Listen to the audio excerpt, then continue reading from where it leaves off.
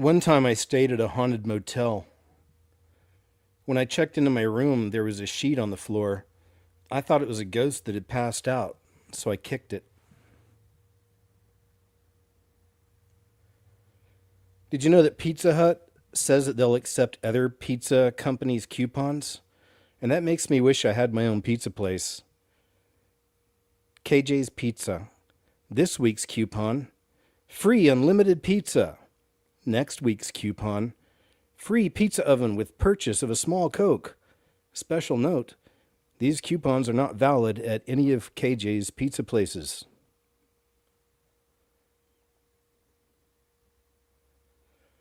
If you think about it, a severed foot is the ultimate stocking stuffer.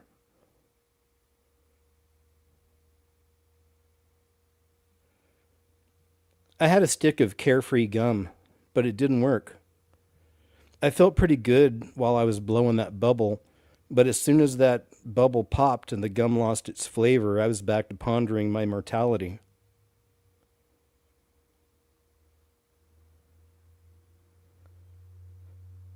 I really hate dreaming sometimes because when you sleep, you just want to sleep. Dreaming is work, you know? There I am in a comfortable bed. The next thing I know, I've got to build a go kart with my ex landlord. These are just some thoughts I wanted to share. My name is KJ Osborne, and I hope that you're doing great. I hope you had a great week, and I want to welcome you, yes, you, to the show. Thank you guys so much for being here. First and foremost, you may remember we had some audio issues on last week's show, so please let me know in the live chat how the audio is today. And that came from the server. It's not me or my equipment. We had a show last night. Everything was fine, so please let me know, and thank you very much for that. I appreciate it. Let me know in the live chat. Sounds good. Okay, there we go. Thank you, guys. Love it. That's how we like it. Good, crisp audio. Thank you. Good to see y'all again. Thanks. Thank you, Tamara, for being here. Had a lot going on the last few days. I dropped a brand new video about the movie The Running Man. I hope you had a chance to see that. Had a really cool, I think, live show last night with some cool clips about the duende, the goblins, the little creatures, and the question, what exactly are they? I wonder also if maybe they're just a part of this beast system, that they come with the earth. They come with the beast system, them and other creatures. The Bible does mention the beasts of the earth, so is that just talking about all the animals, or is it talking about something else? Could they be demonic shapeshifter trickster spirits? Perhaps they collectively choose to be trolls, or these will be the fairies. I don't know, but there's so many questions. But what matters is that this is a real phenomenon. We saw some interesting news articles about it last night too. And the creepiest thing is that these things really seem to be attracted to the little ones. They like to hang out with the little ones. So we got to keep an eye on that. As you know, not good. This system really does love going after the innocent, the little ones. Three Lucky Dog, man, thank you so much. I appreciate that. Good to see you, by the way. And also, Christopher Anti-Dumbass. I know who you are. Dude, thank you, man. What a blessing. It gave some people some memberships. Thank you so much. Very, very cool and generous. Speaking of which, thanks, members. Also, the members on Rumble. Thank you, guys. And, of course, subscribe star. Also, I'm writing back my P.O. Box people this week. It's been a couple weeks since I'd been there. I just checked it a few days ago, so thank you guys for your patience, and I'll be writing you all back, so thank you. We did a members-only show on Thursday night, which was cool, looking at the Economist magazine cover for 2026. And I'll be doing more, it's just my way of at least saying thanks, the least I can do, but I'll be doing more membership shows as we go on. Thanks, Chili Peen. Nice to see you also. Thanks for sharing your story with me with us under the Duende video. Cool to hear. All right, you guys. So that pretty much catches us up. Plenty to get into today. I don't think it's going to be as long a show this week. I am really trying to, edit myself a bit. But like I said, man, I don't, there's no rhyme or reason to it. Every week I collect things I think are interesting and also important. So some weeks there's way more than others. But this week's shaved down just a hair. I'm still sick. And I've got a friend is having his 40th birthday today. So After the show, I'm going to run over there real quick and visit with those folks. So, enough about me. Thanks again for being here, guys. Always a pleasure. Hope you're doing well. And let's jump in. We're going to start off with some headlines from endtimeheadlines.org. New law in Massachusetts will fine homeowners up to $200 for using gas-powered leaf blowers on their own property. Nonsense. But it's the authoritarian state is what we're watching. Same with, of course, the UK is a great example. Canada is a great example with the growing authoritarian state. And then we find nonsense like this happening in our local governments here in America. New law in Massachusetts, fining homeowners $200 for using a gas-powered leaf blower on their own property. All right. Not cool. Arkansas and Virginia become first states to commit to Apple Wallet digital ID. Just the beginning, right? And this is all happening under the radar, really, in a lot of ways. Most people aren't even paying attention. But here we go. Slowly we're watching the system enter into that final digital beast system. Arkansas, Virginia, first states to commit. 41% of young adults support giving artificial intelligence broad government powers. I mean, if we're already there and the young people are thinking this, according to the study's findings, 41% said they support giving an advanced AI system authority to control public policy-making decisions. So just handing your freedom over, man, just so easily. Yeah, screw it. These people are always screwing up, and they're lying, and they're this and they're that. Just give it to the computer. They know. I mean, that's unfortunately. And this whole AI thing is making people just lazy, really lazy, right? I just let the computer do it. I got a question, man. I'm just going to ask ChatGPT, man. Shoot, I'm not going to look this up. I'm not going to research anything. And it's really annoying to someone like me because I'm constantly in it. I'm online every day, all throughout the years. It's what I do, studying, researching, putting videos together, making shows, You look into it. I never go to AI and ask them questions. You know what I mean? Like, what is the real history of the Washington Monument? No, let's go find it out for ourselves. Anyway, that's just a foreshadowing of what's to come, I believe. Makeup mogul Jeffree Star slams parents pushing transgenderism on children, calling them the effing weirdos.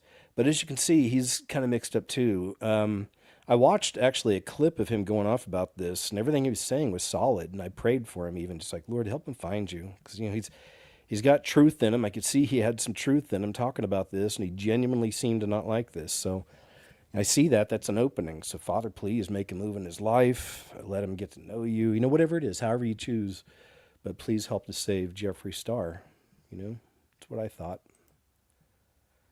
Border Patrol is monitoring U.S. drivers and detaining those with, quote, suspicious travel patterns.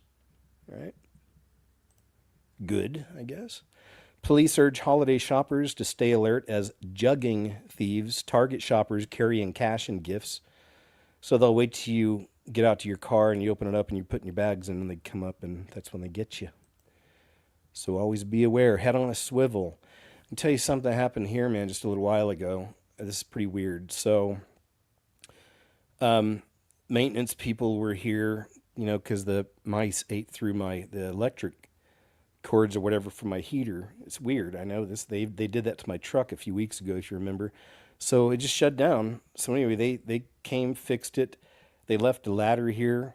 I had to run an errand earlier today, so I went and did it.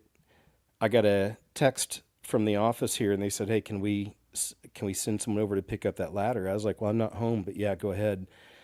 I got home, it was gone. But the thing is, I forgot to lock my door when I left. I just kind of walked out. I'm kind of far away. The thing that I live in it's the only one built like this in this whole community, and it's set apart from everybody else. It's pretty cool. That's why I've been here for so long.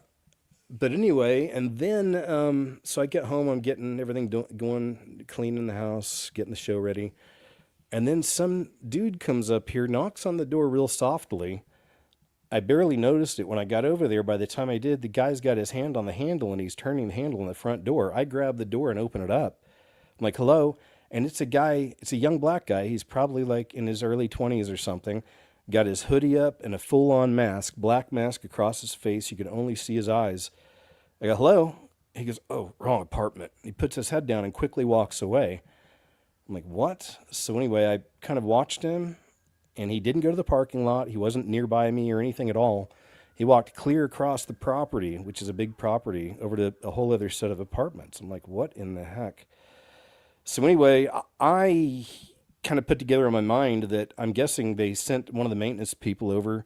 They realized my door was unlocked, and I feel like they probably told somebody, hey man, go check this guy's place out. The door's unlocked. Anyways, and that's just kind of the way I think, so I'm an investigator.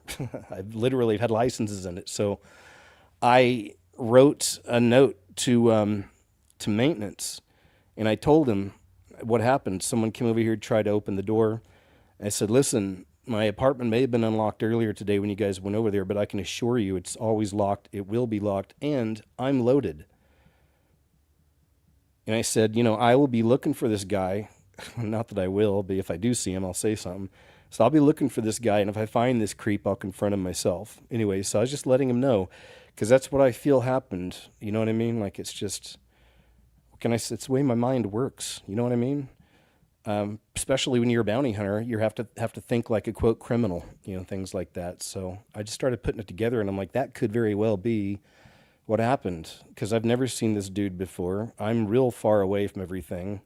It takes a while to get over here, so it's like there's no reason someone would, just casually drop by. It just doesn't happen. Anyway, moving on. Trump signs a bill ordering Justice Department to release the Epstein files to be made public. So he's given them 30 days, and we'll see if this actually happens and what it looks like, right? Mississippi teacher pleads guilty after being accused of using AI to make gross, naughty videos of 8 students. This guy looks like a creep. I know you shouldn't judge a book by its cover, but there you go. And, there was a child just taken into, I don't know what they did with him because he was so little. It was like a 10-year-old, was it like a week ago or a few weeks ago, got busted for taking pictures of the girls in his elementary school and adding, AI naked bodies and making them do gross stuff. Yeah. Already, it's just, the AI is just really working out well for the pervs so far, it seems. Instagram promotes a new AI creation tool with video of Trump kneeling before satanic demon. Have you guys seen that? Look at that. My goodness. Meta promoted its artificial intelligence new free AI creator tools on Instagram with a piece of content that appears to show an AI-generated video of President Donald Trump kneeling before a demon. A screenshot of the AI-generated video showcased in an advertisement for the tool showed what looked like Trump shaking hands with a Satan-like figure before kneeling before it, according to a video captured on the platform that was reviewed by the Daily Wire. So creepy. Not cool. All right, we'll come back to some of those in a bit. Let's move ahead some. See what's over here. Oh yeah, good one. Good reminder. Remember, or never forget Bayside Mall. How's that? See what she says about the Miami Mall incident. To this day, we still don't know exactly what. Okay, so to this day, we still don't know exactly what happened at Miami Bayside Mall January 1st of 2024, but what I do know for certain is that there's no way 4 teenagers could cause over 60 police cars, black choppers, first responders, electricity to get cut off in the area, barricades, and phones to be searched just because they were lighting some fireworks and having a brawl. Y'all look at this video. Do y'all remember this? Even though multiple witnesses came out saying that they saw dark, shadowy figures in what started as some teenagers who were lighting up some fireworks ended up being 8 to 10 foot unhuman-like creatures just going through the mall, causing the police to barricade certain areas, not allowing people to leave without their phones being searched, giving very much Men in Black. They want us to believe that it was a 14-year-old, 2 15-year-olds, and 1 16-year-old that caused all of this, even though their names were never released because they're quote-unquote minors. You mean to tell me that all of this had to occur? They couldn't just go out there and call, just regular police, a couple cop cars to deal with this. There have been robberies robberies. There have been crazy unalivings that never warranted this kind of police presence. They couldn't pay me to believe that 4 teenagers who lit up some fireworks and did some damage to some buildings caused all of this police presence when just this month in Atlanta, there was somebody who opened fire near Emory University at the CDC headquarters, or at least near there, and there were less cars who showed up, less police cars who showed up for that. Mind you, there are witnesses who have come out with contradicting stories, and people just brush that under the rug. I looked at all of these different media outlets. I even read articles in the Miami Herald, and none of it makes any sense, but we quickly forgot about it, and it just seems like a major cover-up. It's giving they just flashed the thing in your face and everybody just moved on to the next chaotic story. Let me know what you guys remember about this. If you've never seen this, save this video, go look into it, come back, share your thoughts. Per usual, this is all alleged. Can't confirm. Yeah, I hope that, I'm sure some of y'all saw my video on it, on the Bayside Mall and what happened, because I took a whole bunch of different angles from it, and I showed you guys there was a few things that were happening there. There was the super tall being thing that people captured, but then there were these, and I showed it looked like something like this. It was an angle like this showing the highway, but I showed you that even here in one of these spots, there were two really large white beings that morphed, like just came into reality. And even last night with the duende videos, we had one that looked just like that. These little duendes running across the street, but they just kind of manifested, and the rest looked solid, but this was but that's what happened with this one. It like something manifested, two of them walking like right down the road in front of vehicles and everything, and then it disappeared, and I showed it, and gosh, there was more, man. There was a lot of different, I can't remember everything I found back then, but there was a lot of stuff happening here, and she had solid points. I agree. It was 4 kids with firecrackers. And they even had a police officer put a video out, remember, from there saying, hey guys, letting you know this isn't a UFO and it's not aliens. Everything's fine. ABC reporter asks why Trump doesn't release. Oh, here we go. More on the Epstein. This was recent with, this is the Saudi Arabian prince, right? I don't know his name. Mr. President, why wait for Congress to release the X-Files? Why not just do it now? It's not the question that I mind, it's your attitude. I think you are a terrible reporter. It's the way you ask these questions. You start off with a man who's highly respected, asking him a horrible, insubordinate, and just a terrible question. And you could even ask that same exact question nicely. You're all psyched up. Somebody psychs you over at ABC. They're going to psych it. You're a terrible person and a terrible reporter. As far as the Epstein files is, I have nothing to do with Jeffrey Epstein. I threw him out of my club many years ago because I thought he was a sick pervert. But I guess I turned out to be right. But you know who does have? Bill Clinton, Larry Summers, who ran Harvard, was with him every single night, every single weekend. They lived together. They went to his island many times. I never did. Andrew Weissman, I hear. All these guys were friends of his. You don't even talk about those people. You just keep going on the Epstein files. And what the Epstein is a Democrat hoax to try and get me not to be able to talk about the $21 trillion that I talked about today. It's a hoax. Now, I just got a little report, and I put it in my pocket, of all the money that he's given to Democrats. He gave me none, zero, no money to me, but he gave money to Democrats. And people are wise to your hoax, and ABC's, your company, your crappy company, is one of the perpetrators. And I'll tell you something, I think the license should be taken away from ABC, because your news is so fake, and it's so wrong. And we have a great commissioner, the chairman, who should look at that, because I think when you come in and when you're 97% negative to Trump, and then Trump wins the election in a landslide, that means obviously your news is not credible, and you're not credible as a reporter. So I've answered your question. You should go and look at the Democrats who received money from Epstein, who spent their time. Larry Summers was with him all the time. That creep, the fund guy, was with him all the time. What's his name? Who? Reid Hoffman. I don't know Reid Hoffman, but I know he spends a lot of money on the radical left. Reid Hoffman, in my opinion, should be under investigation. He's a sleazebag. And those are the people, but they don't get any press, they don't get any news, and you're not after the radical left because you're a radical left network. But I think the way you ask a question with the anger and the meanness is terrible. You ought to go back and learn how to be a reporter. No more questions from you. Who else has a... Nice. All right, that'll shut her up, hopefully. They are annoying. I told you I went to the rally he had in Tulsa, Oklahoma years ago, And I'd never been to one of those, but he's such a figure. I was like, I'm so close. I got to just go and check it out. And I did. And even there, they had the press all set up in their own area in the back. And even while he was in that thing, he was going after him, pointing him out, talking him down. It's like, some of those things are nice to see, I think. It's just me. They literally built this in somebody's backyard. Could you imagine? I don't know if I would try this one myself, if I would actually, but let me know what you think. But I do love that there's still people out here that's crazy enough to do this kind of stuff. I'm a big fan of it. They're probably they're probably in Oklahoma or Texas, probably in the Midwest or the South, somewhere in the South. People that do this kind of stuff. Check this out. Tell me what you think.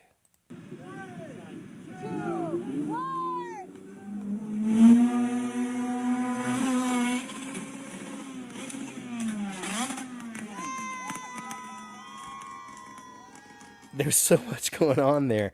Did you even notice the motorcycles jumping through the hoop? I didn't the first time I watched this, but watch again and like there's a lot going on. While this dude's spinning upside down, there's motorcycles flying through the circle. I love it.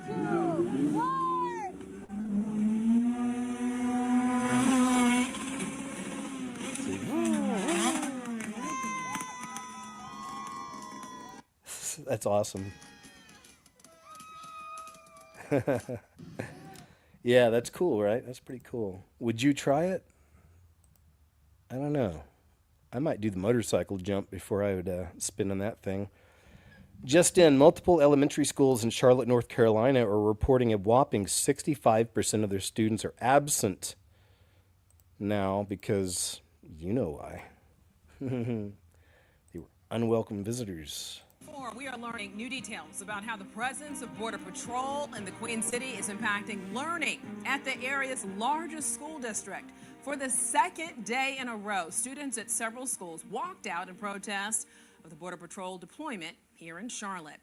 But an educator now tells us that's not the main reason classrooms are empty. Queen City News anchor Will Lewis spoke with a teacher who says the uptick in absences is a direct result of Operation Charlotte's Web. David Gillespie says the last 24 hours have been tough. I don't represent the CMS district nor my school. But he's seen what 2 days of Customs and Border Patrol agents taking more than 130 people into custody. I'm just sharing my opinion as a teacher in the Charlotte area. Does to students. My homeroom class typically has 16 students in it. We had 4. District-wide, there are 145,030 students enrolled in Charlotte-Mecklenburg schools. On Monday, 30,399 were absent, 28,136 unexcused. While CMS doesn't break down the numbers by ethnic origin, Gillespie, a multilingual teacher, did. Children of parents from Angola, from Vietnam, but the students whose parents come from Latin American countries were the students we were missing. So that was kind of the line, even among the ML students, is that we were missing Hispanic students. Davis says news of the operation reached his students well before they entered the classroom on Monday. He says those who have come back are still scared, and he's unsure if or when the other students will return. They should be able to come there and get their education. They should be able to come there and spend time with their friends, socialize. They should feel secure. Gillespie says these days were not in his lesson plan, but it's a lesson everyone should learn. ICE is never going to come to the school. Border Patrol's not going to come to the school. And I think what was chilling about yesterday is that it was demonstrated that they don't have to come to the school to affect the school. They don't have to step foot on the property to impact students. In East Charlotte, Will Lewis, Queens. And you could tell he's one of these that sympathize. Just let their children. It's like, but that's again, it's like there has to be law and order, man. There's got to be rules to have a functioning society, right? And we see all that just being tattered right now in so many ways. But yeah, I don't know. What do these people expect? And so many people are still under this illusion, like the young generation, that communism's going to work out. It's going to be great for America, and we're finally going to get it right this time. And none of these people know anything. They don't know history. They're not being taught history. They're being taught LMNOP and stuff like that. They have been for many years. So a lot of them just have no freaking clue. They don't even know about the Bolshevik Revolution, none of this stuff. And if they did, they'd see similar patterns. They'd be able to understand this isn't going to be a good thing, Cross the channel illegally? Welcome to Britain 2025. 4-star hotel, free heating, unlimited meals, all on the taxpayer. Born here and you hit hard times? Sleep rough in the gutter, freeze, and starve. Welcome to Britain 2025. Don't put yourself, because the thing is, you'll be like that, you put yourself in a fucking worse position mentally, you put yourself in a 100%, 100%. I feel totally sorry for you. I really do. Good, yeah. But don't put yourself, because the thing is, you'll be like that, you put yourself. There it is. Well, UK, our friends in the UK, it's just, they're ripping that place apart, man. The government is. A while back, it says I saw a girl get a black henna tattoo on her hand. Oh, yeah. So these henna tattoos, Henna, hey, 9/11. These henna tattoos, you've probably seen them. They're temporary tattoos. They're usually really interesting, pretty, are very artistic. And you can get them anywhere. And, you know, you'll see them at fairs and carnivals. They'll have people out there giving henna tattoos and stuff like that. Anyway, this guy got a henna tattoo. And this is what happened. He thought it'd be funny, I think, to get a Mike Tyson tattoo. Guys, we're in Bangkok. Last night we went out, and for some reason... Guys, we're in Bangkok. Last night we went out, and for some reason had the great idea of all getting black henna Mike Tyson tattoos. I didn't know that black henna is illegal in the U.S. and can lead to permanent scarring and infection on your face. My whole tattoo is blistering and oozing, and we just looked up everywhere that there are a lot of people who've gotten this from the same spot that we got it at and have had permanent scarring. I might have a permanent Mike Tyson tattoo on my face. It is starting to blister and scar and ooze, and I'm kind of freaking out, but keeping my cool as much as I can right now. I'm about to go to urgent care, but this shit is no joke. Don't come to Bangkok and get a black henna tattoo really drunk with your friends, because it could lead to this. By tomorrow morning, it's saying, I'm going to have a full blistered scar of this tattoo. Fuck me. Yeah, that is horrible. I hope that works out for him and his friends. It does not look good either. What a mess. You know, when we see those videos like from the UK and all this, I know it can bring people down. We have an audience out there. Some of y'all are from the UK that join in, and, you know, we love you, and I definitely pray for you guys out there. But, you know, when I see all that and it gets so bad and it seems like there's just nothing you can do, look up, you know, lift your eyes up and focus on our Heavenly Father. Focus on our true future, which is in heaven, because the final beast system's right at the door. And we see it growing quickly, you know, more and more, right? And expanding. So don't get down and scared and all that. We don't live in fear. If you have Christ, you have no fear. You shouldn't have any fear. So don't be afraid of this stuff. You know, be scared. Just let it inspire you to be ready for heaven, to be ready to go see our Father, to all of us be together. All that. You know, just know we have a wonderful future ahead. No matter how bad and crazy things get here, the Lord's always with us, and He helps us through. And gosh, I know I've seen it in my life. I know you've seen it in yours. So just trust in Him, you know, always. And when things start looking bleak and bad, like I said, just draw closer to Him, you know, and you'll get that comfort. You know what I mean? It all melts away. You know, it's what Father does for us. Always remember. A church in North Carolina was caught hosting a nonprofit training hundreds of people on how to hide criminal aliens from ICE and whatnot. They're all trained to push back on ICE and border agents. This is in a church? Yeah, it's a church. Oh, boy.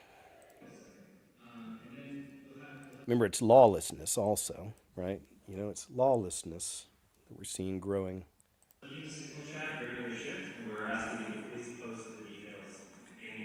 This is not a church service. This is a training being run by Siembra, North Carolina. It's called Safe to Work, Safe to School. All those people are here because they do not want Donald Trump's masked arms of federal agents on the streets of Charlotte. They watched what happened in LA. They watched what happened in Chicago. And they're all here to be trained about how to get their neighbors and their friends and their coworkers safely to work and safely to school, to push back on the Trump administration on what they are doing. It's a Monday night. We are at the Dilworth United Methodist Church in Charlotte, and the turnout is incredible. I'm going to show you again.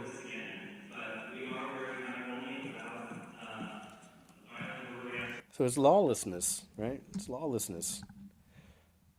in the, is that a church? Looks like a church. Anyway, goodness gracious. So many lost little lambs. And a lot of them think they're doing right, you know? A lot of them think they're doing right. They don't know the real Lord. Developing this video that exposes Chick-fil-A for not being transparent about their ingredients and the alleged truth about the fast food industry. These have been pretty good. You know, I'm not a huge fan of AI and all that, but some of the animation's incredible. And do you guys remember that trailer I showed you for the AI movie called Karen? I mean, it was just, it's hilarious. And it's really amazing, you know, what they can do. So, you know, I guess it depends on the message they're putting across, really, right? You know, and like in these, I showed you one from Wendy's last week. They're just really piling on these fast food restaurants, but good. This is the way you can get people's attention, and it's a minute long. And it packs a lot of information, and there you go. You know, and I know it's a bummer. Some people, yeah, but I thought Chick-fil-A was, well, not so much. You know, they're actually really bad, and that's horrible because I used to like Chick-fil-A and haven't had them in a long time, but I always remember I think they have one of the best chicken sandwiches out there. But then you start finding out all this stuff, and it just kind of changes things, man. You know? 55 ingredients for one sandwich. You still hungry? They show you this, but hide everything right behind me. You thought it was just chicken? Nah, this thing got preservatives, fillers, flavor boosters, a whole chemistry set. This bun's got more chemicals than you think it does. Bleached, rebuilt, and sugared up. I bet you didn't know they gotta add anti-foam just to keep this oil from bubbling like a volcano. I know you're thinking about me. What are you waiting for? I'm right down the street. Just remember, it ain't 3 ingredients, it's 55. You're already infected. It's kind of creepy. All right, so there you go. And they're all guilty. Imagine what it would be just if somebody created a little fast food place that just, you know, used a few ingredients in their burgers and made actual cut their own fries. You know, you could probably become a billionaire within a year these days because people are waking up, man, and they're realizing it, and they're seeing all these things, and they're hearing these things from people. Whether they're watching these things or not, they'll hear it. So this information's out there. It's getting out there, and that's a really good thing. And it's becoming such an issue that a couple of, Doritos, a couple of these potato chip companies are now releasing a new version of their chips called Naked, where they've taken out the artificial dyes and ingredients. Right? It's like, so good, you know, finally. That's a good thing, you know. So we do know that. I don't even want to sit here and just be thinking, oh, everyone's dumb, you know, no one knows anything. You can't be that way. It's you know, there's levels to it all. You know what I mean? So anyway, in 2008, oh yeah, this is a great one, man. This is one that I myself covered many years ago. Other people have, I'm sure. But did you know, like, the real origins of Lady Gaga? Have you guys ever heard the story about Lena Morgana? It's pretty wild. So in 2008, up-and-coming singer Lena Morgana passed away by going off a building, some calling it a ritual. So, right? Her mom accused Lady Gaga, a then-struggling performer, of stealing her iconic style, her wild wigs, and her songs to climb to fame. So it's almost as if this Morgana could have been the sacrifice for her fame, and then she kind of took over her whole thing, her personality, her vibe, you know. You know, there's a theory that Lady Gaga only rose to fame after stealing the identity of a dead friend. Before becoming a global phenomenon, Gaga was just Stefani Germanotta, a singer with no style, no edge, until she met Lena Morgana. Lena was intense, brilliant, original. The two worked together on several tracks, and then, out of nowhere...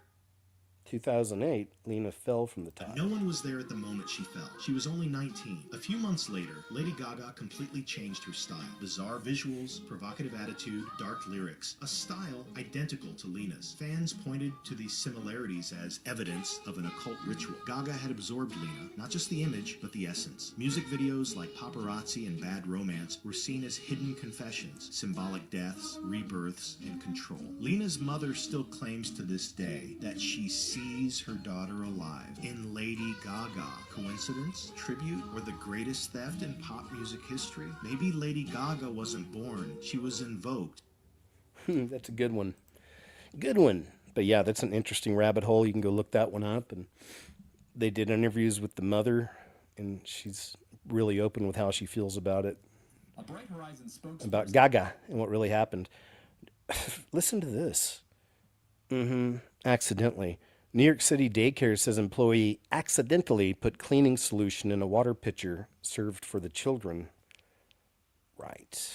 Accidentally. We'll see. Care after a series of incidents at a Manhattan daycare center. CBS News New York investigates first told you about this child abuse allegation at the Bright Horizons Columbus Circle Daycare Center over the summer. Now investigative reporter Tim McNicholas has found an employee put a cleaning solution containing bleach in a classroom water pitcher. The company says it was a mistake, but parents are still livid. Bright Horizons at Columbus Circle has gone dark. Many of the lights are off, no one answered this locked door, and some parents say Bright Horizons called them early this month to tell them they'd have to switch to a different daycare center, at least for now. I did mention on the phone that this is really uncool, and we had no options at the time. One mom, who asked us to hide her face and name to protect her daughter's identity, says Bright Horizons made no mention of any specific incident in that call. Did they say why? Her response is that they were dedicated to providing quality care for all our families, and that they weren't able to provide that anymore. But CBS News New York has learned that just days earlier, a staff member put a cleaning solution in a water pitcher, which was then served to kids during snack time. This email from the health department confirms the city indefinitely shut down the center's preschool program after an October 27th incident that exposed children to a toxic chemical. This mother says she's thankful her child was not there that day. Had it not been for you, I would have never known. Like, this was never communicated to us at all in any ways, and it's just really bad practice. Bright Horizons would not agree to an interview for this story, but a company spokesperson emailed us saying in part, the safety and well-being of the children in our care is our highest priority. And unfortunately, the staff member had mistakenly filled the pitcher from a dispenser which contained a diluted cleaning solution prepared daily for sanitizing toys. This solution consists of 2 gallons of water mixed with a small amount of bleach. I feel like they should have been over 100% on the best behavior, but it's just hard to believe that this kind of mistake happened. Yeah. Especially after the first incident. The first incident she's referring to? Police have arrested 3 ex-employees. CBS News New York Investigates was the first to report about child abuse charges filed over the summer against 3 now-fired employees of Bright Horizons at Columbus Circle. Manhattan prosecutors said they covered a child's mouth with tape, dragged a girl by her hair, hit kids with metal water bottles, and, early this year, sprayed a child in the face with a bottle of soap mixed with water and bleach mixed with water. The former employees have pleaded not guilty in those ongoing cases, and Bright Horizons previously told us the company cooperated with investigators and is committed to supporting the families involved. Right. To me, it's shocking. Erin O'Connor is a child care expert and the director of NYU's Early Childhood Education Program. One of the most basic structural indicators is that you have things set up in a way that there's no way that a toxic material would be near a water supply for children. It gives me pause about how much was done in response to the first incident. A Bright Horizons spokesperson says a teacher also drank the water on October 27th, noticed something was off, and the staff contacted poison control. One dad tells CBS News New York he later brought his daughter in for medical treatment, but Bright Horizons says no medical attention was necessary. A mistake was made, and to portray it as more than that would be misleading. The Bright Horizons spokesperson wrote to us, "There really is no story here." just doesn't feel like they have child safety in their best interests. Like to me, it sounds like they care more about their appearance, like how they come off and covering up their mistakes. I know, right? Yeah. So it sounds like there's a little nest of deranged people over there looking after little ones. Not good. Elected Democrats just released the video encouraging members of the military to commit treason. You probably heard about this week. It's been kind of a big deal. Senator Chrissy Houlihan. Congressman Jason Crow. I was a captain in the United States Navy. Captain of the United States Navy. Former Navy. Former paratrooper and Army Ranger. Former intelligence officer. Former Air Force. We want to speak directly to members of the military and the intelligence community who take risks each day to keep Americans safe. We know you are under enormous stress and pressure right now. Americans trust their military. But that trust is at risk. This administration is pitting our uniformed military and intelligence community professionals against American citizens. Like us, you all swore an oath to protect and defend this Constitution. And right now, the threats to our Constitution aren't just coming from abroad, but from right here at home. Our laws are clear. You can refuse illegal orders. You can refuse illegal orders. You must refuse illegal orders. No one has to carry out orders that violate the law or our Constitution. We know this is hard and that it's a difficult time to be a public servant. But whether you're serving in the CIA, the Army, or Navy, the Air Force, your vigilance is critical. And know that we have your back. Because now, more than ever, the American people need you. We need you to stand up for our laws, our Constitution, and who we are as Americans. Don't give up. Don't give up. Don't. I know, it's gross. But yeah, it's total treason. Is it sedition? Yeah. Encouraging the military and the three-letter agencies to defy orders. So, yeah. You know, if they really wanted to, Trump's administration, these people could be taken out. I believe. Is that still the law? That they could be executed? I don't know. Crazy UFO sighting out of Detroit, Michigan, caught by passengers on a city bus. And this is a really good one. What do you think about this? It's so weird. Look at that. It looks like it's partially cloaked. From a couple of passengers on the bus. They looked out the window and saw, boom, this UFO literally in the sky above them. And it's almost like it wasn't meant to be seen, but was accidentally seen. Take a look at this footage. Comment below. Tell me what you think. What the fuck is that? What the fuck is that?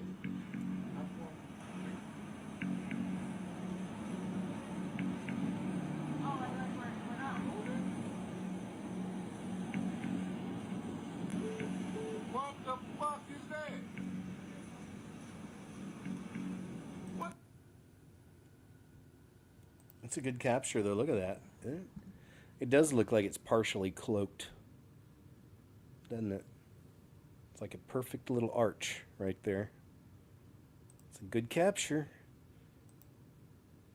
The guy was stunned. Is Ariana Grande under some kind of control of the mind? Yeah. There's a lot. This has been a big topic all this week. I got a few videos on it, but Ariana and the lady that her friend that's in the movie, what is it? Wicked? Yeah, and Wicked Part 2's come out. So her and this other lady that's totally creepy, and she played Jesus, Cynthia Orvano or something like that. She played Jesus recently in Jesus Christ Superstar. I know, right?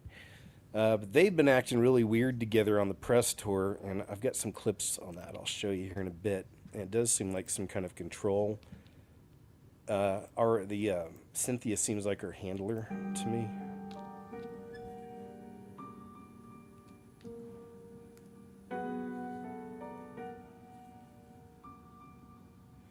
They're on a talk show. This guy, you can't see him to the right, you see his arm. He gets all excited about something and he grabs her arm and kind of shakes it, and then you'll see what. So he's like, oh my God. Look at her face. She looks out of it. Look at her face. Now look right here. It's like she looks confused.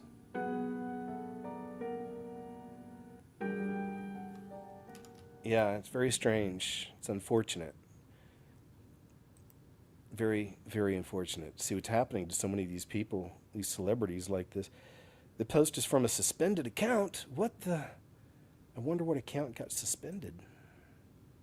Something I follow, maybe. Hopefully not. American failed his gender and sexuality class because he put there were only two genders. Says this is viral TikTok. It's fabricated. All right, then. Okay, then. I trust you this time. Tina Peters is literally calling into War Room from prison, and she's the one exposing Colorado's election system is wide open and compromised. She says, oh, I'll let her say it. I think, is Tina Peters one of the ladies that Owen Schroyer was recently saying that people need to be talking about and help her get out of prison? Because she was put in under all the J6 stuff. You guys remember that? Anyway, I think so. I don't know much about her, but I'm pretty sure she got a shout out from Owen Schroyer last week. Subpoena Mike Frontera, Dominion's lawyer, but they found a way to not let us have our witnesses. What Jenna did, though, that since at least June, those BIOS passwords, 670 of them, from 63 counties out of the 64 counties in Colorado, have been on the public website for the Secretary of State, which means they were out there for anybody to grab. Anyway. She should be locked up, and they should throw away the key and let me loose. Yeah, we need a prisoner swap. Yeah, for sure. So you think that this election in Colorado was definitely compromised because of the leaked passwords? Oh, always. Yeah. I mean, in Mesa County, they were finding fraudulent ballots. They were finding the same person was signing the ballot envelopes, and they brushed it off like it was nothing. As a matter of fact, what Jenna Griswold did with the passwords, she knew while I was going through the trial that was out there and did nothing. So those passwords were leaked out there during your trial before your sentencing? They were out there since June, but she knew about it and didn't tell the clerks about it. And now she's apologizing to the clerks. She should apologize to the American people, or at least the people in Colorado. But there are other passwords besides just for Colorado, I've heard, for the United States in there for Dominion machines. So you think so? All right. Thanks, Tina. I need to look more into that again. Like I said, there's a big story with her. Much more to cover. And Owen Schroyer, I believe, is one of the guys who's been talking about it. Elon Musk is now claiming that Tesla's humanoid robot Optimus will eliminate poverty and provide universal high income for all. What do you think?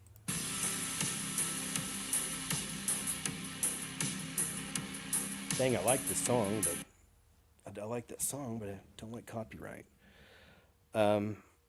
Yeah, they really come far, man. All of it is. The Optimus robots, the other robots.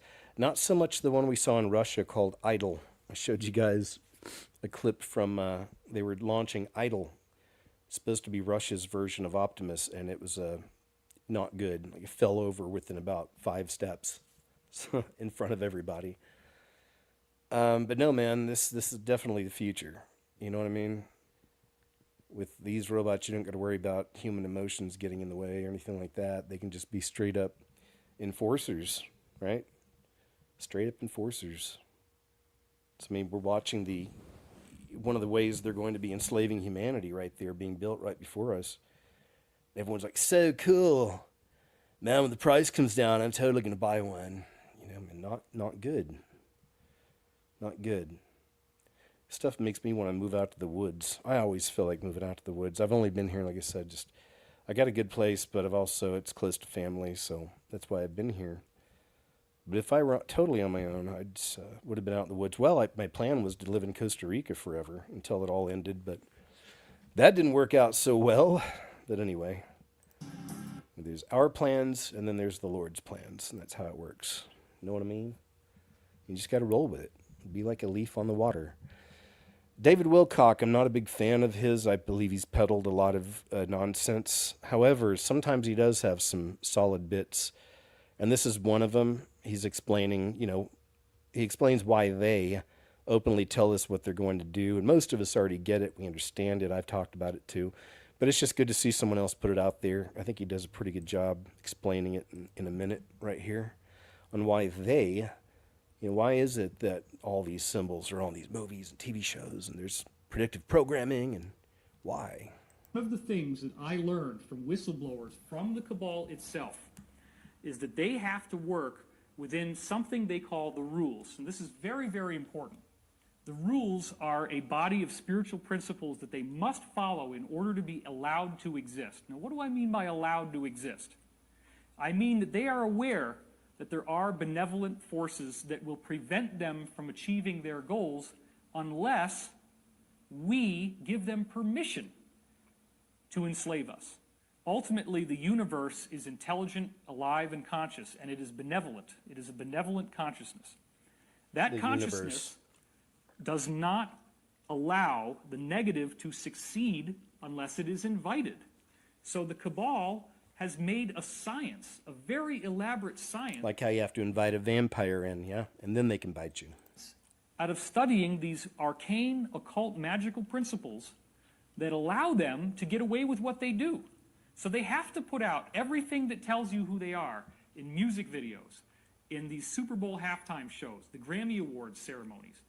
They're out there showing you the truth.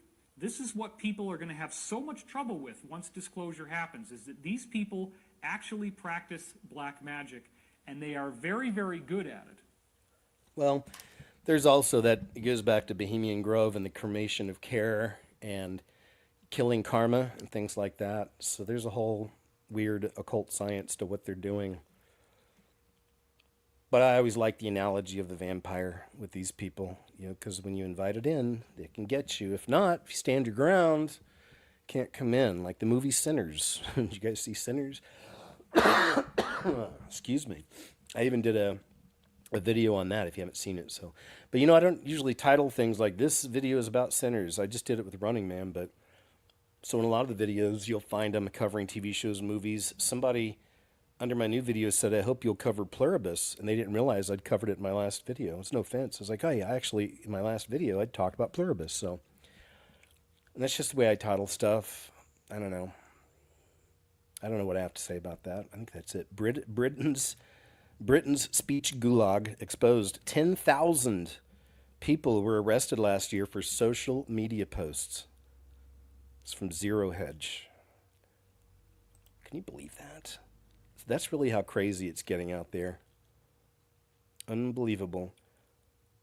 Number of arrests made under communication laws per 100,000. Police stayed unmasked. Map reveals shocking numbers clapped in handcuffs over offensive social media posts. Daily Mail. Absolutely insane, you guys. That's really crazy. It just sucks. It's like, who could save Britain? Who can save you?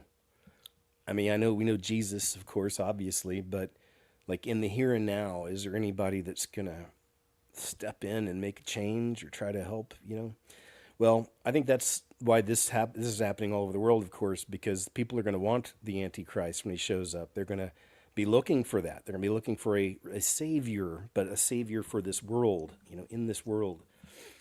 And it's going to be, and again, we just have to buckle up because we're moving into it, man. It's getting crazier and getting closer to takeoff. So we're really seeing this stuff spread, the tyranny and the crackdowns, the invasion into our lives. These tentacles are spreading and they're growing really quick. And it's happening everywhere, like I said. And, as the world continues to go through everything it's going through now and what's coming, that'll be worse. They're going to be not looking for Jesus, right? A lot of them are going to be looking for somebody in this world to save them. Who's going to save us? Who's going to save us? And then that's going to be a perfect time for AC, to pop in. See, I've got a plan. I know what we'll do. Just have to trust me. Cloudflare crash worldwide, which has caused many internet platforms to stop working. It says, stop the problem with mandatory digital ID. Cloudflare down. Websites such as X not working amid technical problems with the internet. This was a big one. It's a big outage they had this week with Cloudflare. So a lot of people have been wondering, oh boy. But remember, Klaus Schwab and the rest of them, as we know, they have to tell us before they do it, told us, don't be surprised when you see the cyber attacks. So been watching for those. Been watching.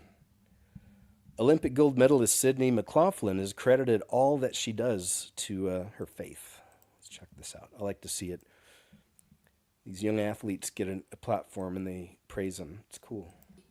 I credit all that I do to God. He's given me a gift. He's given me a drive to just want to continue to improve upon myself. And I have a platform and I want to use it to glorify Him. And so whenever I step on the track, it's always the prayer of God, let me be the vessel in which you're glorified, whatever the result is, how I conduct myself, how I carry myself, not just how I perform. And so it's just freedom in knowing that regardless of what happens, He's going to get the praise through me. And yeah, that's why I do what I do. Excellent. Cool. Great job, my sister in Christ. Love to hear it. Thanks for bringing Dad up. The elites panicked when they saw the future 13 years ago because no matter how many scenarios they ran, I'll let this guy explain. I always forget. Sometimes they totally transcribe the entire video. I'll read it. By the time I get done, it's like the video is exactly what I just read. I'm working on it. It says we were warned by a military insider about the 2012 problem.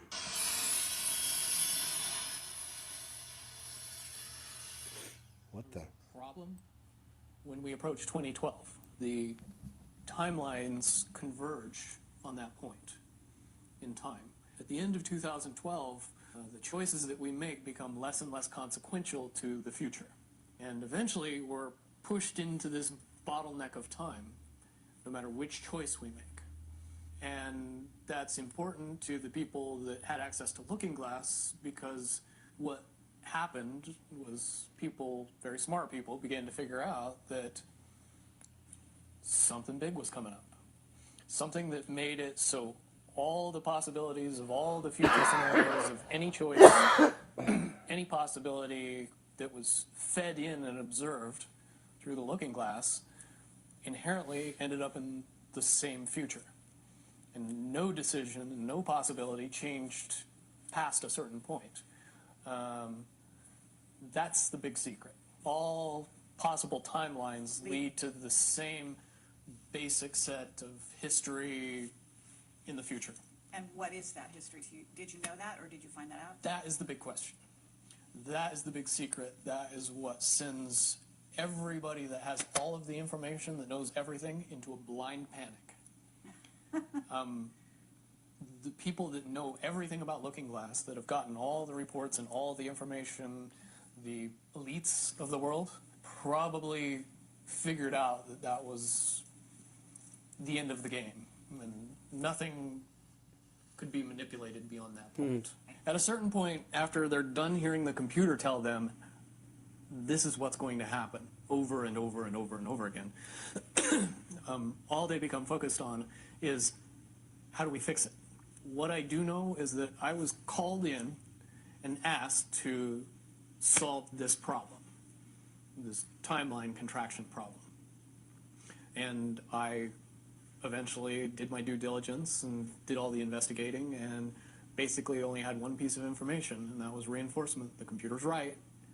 The timelines will contract down to some inevitable thing that you guys won't tell me about, so I can't help you. There is an inevitable event. It's been forecast, it's been predicted, it's been fed to us in a slop trough of what they want us to believe will happen. However, they don't actually have control over what happens.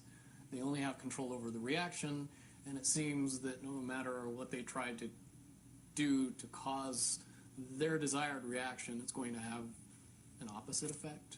If I had to give it a name, I would say it's the awakening process. Here we go. Project Camelot. That's where that's from. Very interesting, sir. We'll see. Yeah, 2012, I was in Austin, Texas, and I lived in a house with a bunch of musicians. It was a pretty big house, and there was like, what, 4 bedrooms, and there's 5 of us living there. So there was a couple.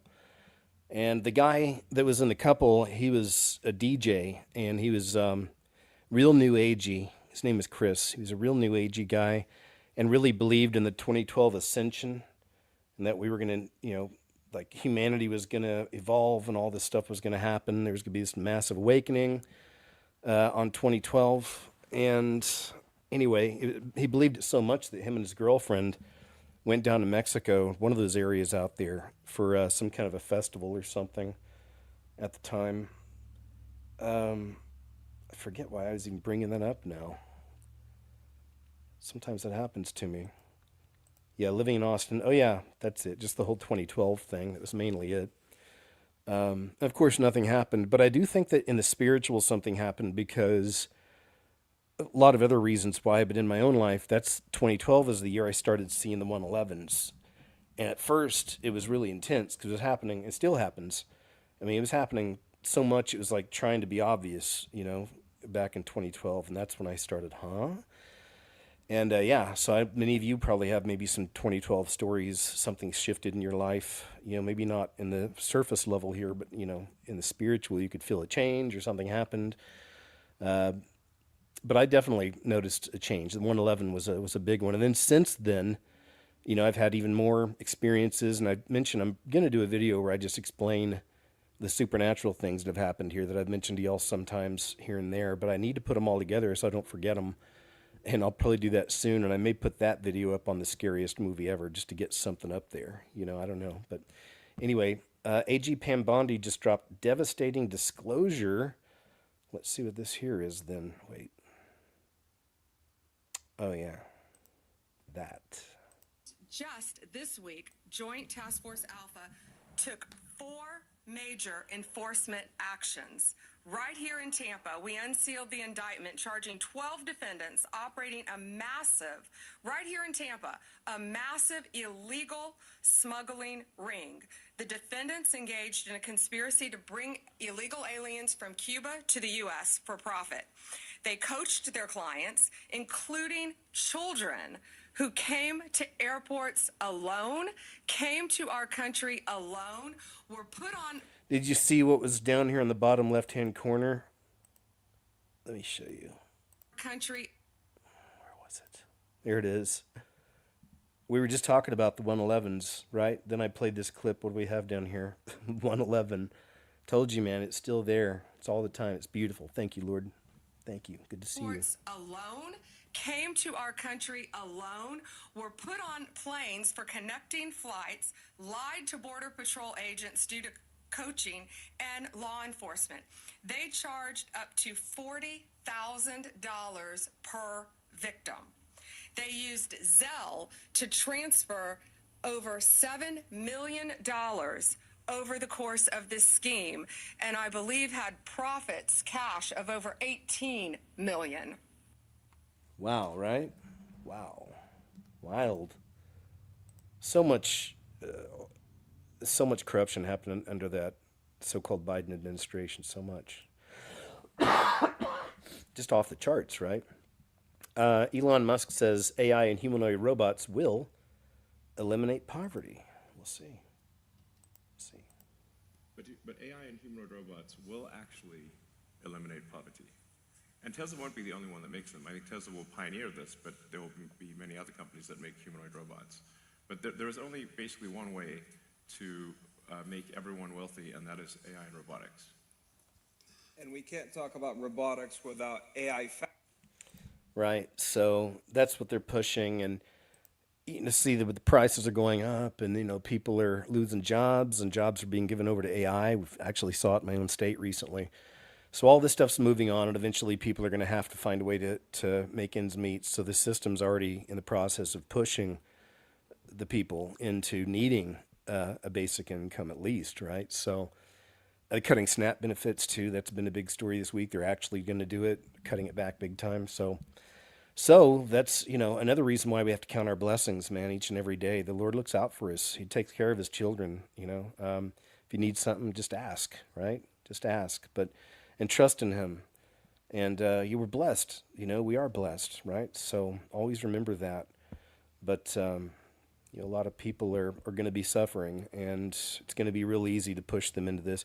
And Elon Musk keeps pushing the idea of a universal high income, right? So that's even going to be more enticing, I'm sure. Coppers arrive at a Burke home for a second time to arrest a teacher named Enoch Burke. That's a cool name, isn't it? Enoch Burke. He was told by Principal Nean McShane it's expected of you to use they pronouns for children, and he refused. And now he's in trouble. Isn't this nonsense? But this is that just insane overreach and tyranny. What's happening here. We're looking to speak with Enoch if he's here, please. Enoch is entitled to his religious belief. Okay. And it's really shameful that you're here. He has a constitutional right. We all have to profess and practice our belief. And that's being denied, my son. And that's why you're here, really. We're here under the instructions of the High Court. That's why we're here, because there's an order of commitment for Enoch. That's the reason. From the High Court, from a judge, Chief Justice. Yep, that's basically who's informed us that there's an order of commitment, so that's why we're here. Yeah, a judge that refuses to honor our Constitution. Okay. Yeah, and that refuses to acknowledge the core issue that my son was commanded to call a boy a girl. He was commanded. That's where this is the root of this matter. To use a they pronoun for a boy, which as a Christian he couldn't do. He has a Christian belief. That judge refuses to acknowledge what it's about. This is going on now for 3 years, and we're back again now to the same thing. A refusal to acknowledge that he was commanded to do something that was against his religious belief, and that's really all. That is the situation. That's what it's about. Do you know where he is? That's all I have to say about it. He is entitled to his Christian belief. He's entitled to his constitutional right, and that's fair, and that should be for everybody. Okay, I'm just asking a question. Mm-hmm. If you know where he is, could you let us know? I've said all I'm going to say to you. Okay. Thanks very much. Good night. 4 of you there. 4 men now. No crime to deal with, no capital harm. No crime. No rules or anything like that. No to deal with. Our country is a very sad state. This is private property now, Your Honor. Just want to remind the 4 of you there. Four men, four Gardaí here. And on the street. Late at night. Yes. All because Enoch Burke wouldn't call a boy a girl. This is our Gardaí now. The streets are full of drugs and crime. And unwelcome yet we visitors. Have 4 Gardaí out here tonight, and our country and the trouble that it's in to arrest an innocent man.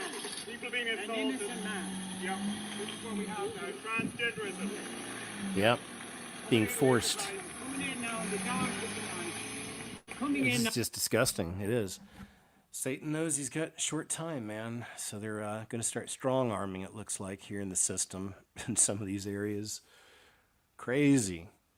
As much as people, complain about President Trump, this is the only country pretty much that's not going through something like that right now. Most of especially Europe, Canada, most of these other places are dealing with that kind of nonsense. And so can you imagine if we had, the camel?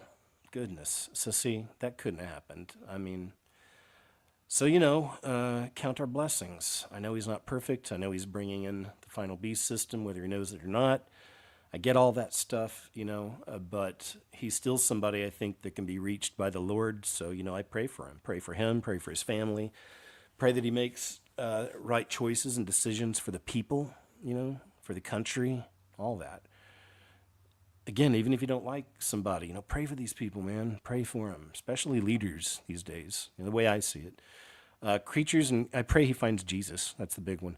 Creatures and cryptids are crawling out of the shadows. A villager in Indonesia captured something watching him from above his doorway. Gross. Look at this thing. It's pretty weird.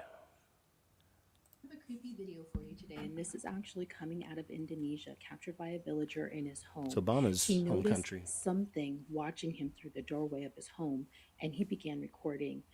But the question remains, what is this thing? It looks humanoid, but it's not. And how tall is it? And we also have to question, there seems to be an uptick in sightings of cryptid, unidentified creature sightings. Has this anything to do with what's in our skies? Has something changed? Take a look at this footage. Comment below. Tell me what you think. Dialognya kermodal penampakan amit kuat kaserem kieu astagfirullah sing dijaraukeun dialognya kermodal penampakan amit kuat kaserem kieu astagfirullah.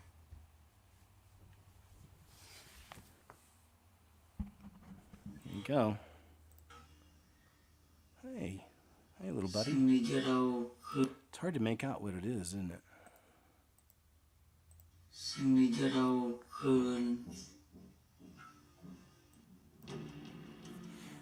I wouldn't like it.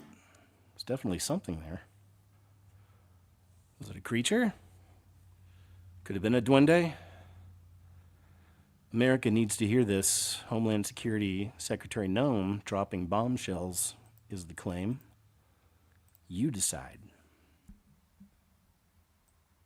We have stopped all grant funding that's being abused by NGOs to facilitate illegal immigration into this country. So it's amazing to me the hundreds of millions of dollars that have been spent by the federal government that has been sent to NGOs to facilitate this invasion of our country. So I've taken action to stop those funds, to reevaluate them, and to make sure that we're actually using the taxpayer dollars in a way that strengthens this country, that keeps us safe. So I think people are curious when we look at grants that are given out by federal agencies at how they're utilized, and that evaluation needs to be done. We're not spending another dime to help the destruction of this country. We're going to make sure that we follow through on what President Trump has promised, and that's to make sure that we're securing our border, departing those who are here illegally, and committing criminal actions, and that our taxpayer dollars aren't spent to help it.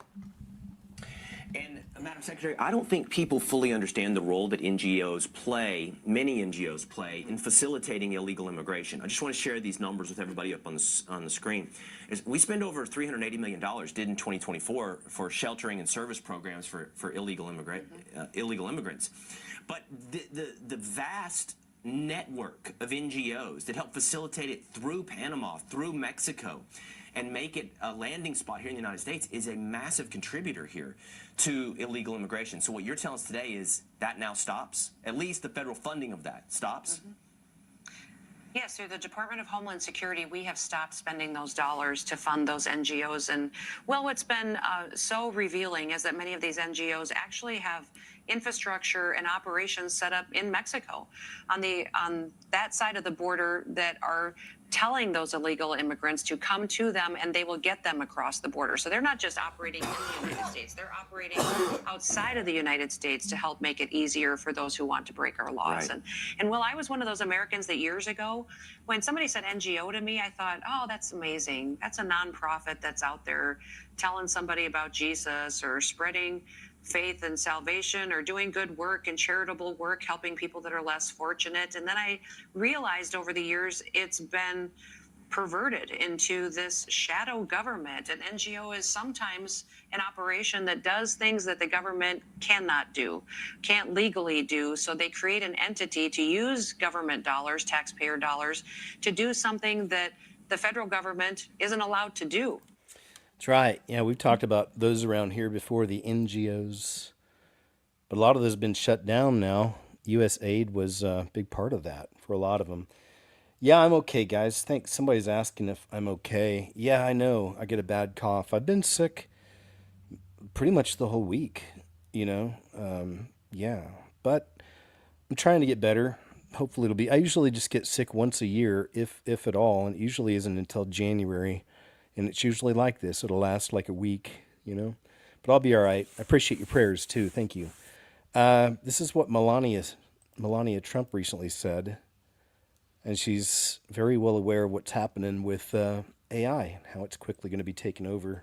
A vital asset for America's security. Technology is at the core of New River and will guide its evolution. Artificial intelligence is propelling America's military into a new era. We are moving from human operators to human overseers fast. The shift from soldiers to machines is already underway. Autonomous helicopters, swarming drones, and recon aircraft are here now. Fighter-less jets and autonomous bombers are on the way. To win the AI war, we must train our next generation, for it's America's students who will lead the Marine Corps in the future. So she knows. It's just another, example of what's coming. It's all coming. There's nothing stopping it. The AI, the digital system. Don't get down. Don't get sad. I think about heaven. I think about our Heavenly Father. I think about Jesus. I think about the reunion. All of us are going to get to be together, and friends, family from the past. Everything, man. Well, those that chose correctly. That's the tough part. But yes. Either way, we have nothing but glory. But until then, we'll, keep our heads up, keep carrying our cross, keep on our path, and do the best we can, and trust in the Lord, right? Trump approves the release of the files. We saw that earlier. Coming soon. Trump officials say president's plotting a new wave of retribution after Epstein bill vote. Says Democrats are going to come to regret this. And that's what people have been saying for a long time. They thought that maybe it was all part of a game with Trump and them holding the files because they know when they come out, it's going to, really destroy some of the left. Like they weren't going to be expecting this. That's one thought out there. I don't even get too caught up in any one thing, as you know that. But that's one of the lines of thinking. This is nuts. American at a Christmas tree lot in Soho, New York City, bought 2 Christmas trees. How much you think they were? I'm walking past this Christmas tree farm in Soho, and I wanted to share that I came here, I bought 2 Christmas trees, $1,200 for 2 Christmas trees. I'm walking past this Christmas tree farm in $1,200, 2 Christmas trees. Nonsense. I mean, I know it's the city, so you can't just run out and chop your own down somewhere. But still, right? It's just insane. And I don't know if you knew this or not. I'm not sure if I have it posted. Over the last week, this happened in, I think one was in Chicago and the other one was in maybe North Carolina. I'm not sure. Don't quote me on that. But there were 2 Christmas festivals taking place this past week in 2 big cities, like lighting of the Christmas tree, all that community coming together. And massive bang-bangs broke out, and some lives were lost. Did you guys hear about these? So just another reflection, of what's under the surface. And we know that Jesus wasn't born on Christmas, but still, the world looks at it like that. So oftentimes we'll see Christmas being attacked, the Christmas the world celebrates, but it's really low-key an attack on Jesus. An attack on him, an attack on us, his children. But anyway, moving on. Grant Cardone, brother Gary Cardone. I don't know who he is, who the Cardones are. Do you know? I guess they're sports people. Uploaded a video of the sun and doesn't think it's normal. That's right. A lot of people are noticing that, sir. If you think this is normal, then I don't know what to tell you. Okay, I can't even look close to the sun. Unbelievable. This is not magnified any. You want to see magnified? There you go. Please. If you think this is normal, then I don't know what to tell you. Okay, I can't even. Yeah, it's like a white. It's like a white spotlight. But that probably has to do with all the chems floating around, I would think. Maybe, or maybe not. Part of it might be, because it's supposed to be, those are supposed to be reflecting the light back to the sun. I don't know. River Cherwell in Oxford has become a super dump. Look at this. 20 feet deep, 500-foot long mound of rubbish being dumped into the River Cherwell in Oxfordshire. And the perfect quote, you import the third world, you become the third world. This country was once beautiful. It's just shocking to see the scale of what's taken place here. Behind me, I think we're probably 20 feet high or so, but running back along this site doubles in height, and you can see the depth. We're talking hundreds at least, if not thousands of tons of waste. And it's just extraordinary that this could have taken place and that the criminals have put so much waste into our environment. Cherwell District Council officers who know the waste industry well have estimated that the cost of removing the enormous amount of waste here would be greater than the entire budget of Cherwell District Council. That's not something that local residents and taxpayers can afford, which is why I took the issue to government to say that we need urgent help. What's happening is across the country, criminal gangs are dumping waste on this scale, and it's going to require government intervention to allow us to clean up quickly before these kinds of pollutants leach their way into the River Cherwell. It's So just shocking gross. to see the scale Look at of that. what's taking place here. My goodness. Yep. Import the third world to become the third world, but that was all part of their plan. Excuse me. Shop owner, man, this is a funny one. The shop owner puts this lady in her place when she attempts to use her EBT card to pay for her nails. EBT fatigue. Okay. There you go. What is this? That's my card. Is this a Visa or MasterCard? It's an EBT card. Say what? Is it what card? EBT card. EBT card? What is this? Let me see. It doesn't go through, ma'am. Do you have any other card? We don't take EBT card. I called and you guys said you guys take EBT card. Who you talk to? It doesn't matter who I talked to. You guys called and it said that you guys take EBT card. I mean, look at it. It has a chip, the tap to pay. It's a new one. Yeah, but it's not accepting, ma'am. Okay, and but we don't take EBT in the service industry. Yeah. Well, you guys are the ones. Isn't it this for food? Is this like for like food stamp kind of thing? Yeah, but I also get cash on there. You guys, I heard you guys take it though. No, we only take Visa, MasterCard, or American Express. They told me any type of payment when I called. Yeah, that's what they meant, but not EBT though. Well, you guys should have been more clear. Well, if I would have known that, I wouldn't have came to get my nails done. Got me? Yeah, I don't know. Some people think it's fake. I know, because you always got to wonder who set up the camera. Why is it there? You know, he was doing her nails. Maybe he sets the camera there to do their nails. You know? I don't know, but I'm not feeling it. Either way, in a brutal development, New York City restaurant mogul cancels all future restaurant expansion due to Mamdani's defund the police and $30 minimum wage. $30 minimum wage? My goodness. My first job was at Hardee's restaurant place, a little fast food joint. We made like, what was it back then? At least $7, right? 7 or 8. Going to leave entirely, but you're definitely not going to add any more restaurants here under this new leadership. Why do you take such issue with the new mayor? Currently, we had 3 leases ready to sign in October. Upper West Side, Upper East Side, and West Side Midtown to expand Diner 24, because we were the first to bring back the 24-hour diner post-COVID. Because remember, all of them closed, and we brought back the 24-hour diner. And it really was such a success. We wanted to open 4 altogether just in the Manhattan area. But, when I start hearing uncertainty and I start hearing, defund the police and a lot of uncertainty in the small business areas of what I'm hearing this upcoming mayor campaigning on, we like clarity. We don't like guessing. So right now we're just like a sit back and wait and see if he can pass some of these things that he campaigned on, because we're not going to open businesses in that climate. So if not in New York City, where else might you open more business? Well, we have 2 diner leases ready to go in Miami, where I am right now. And we have plenty of capital to expand because the business is doing so well, and I believe there is a need for a 24-hour diner.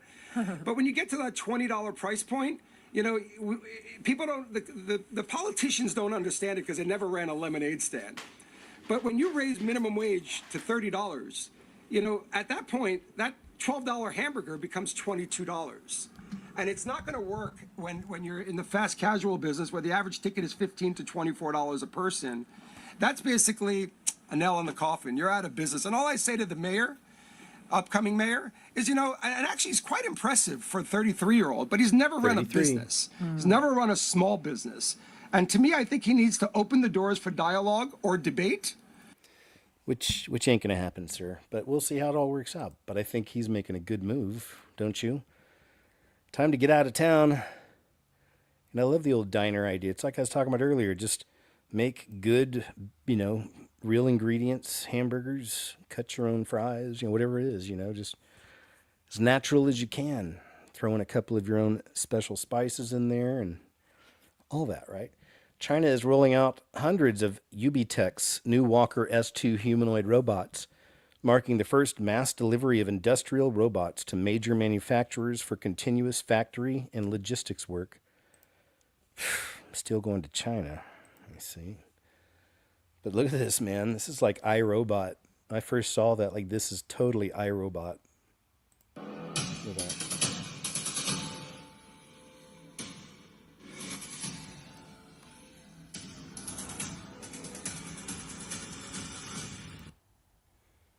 Ubitech. Imagine an army of those things coming at you, holding weapons,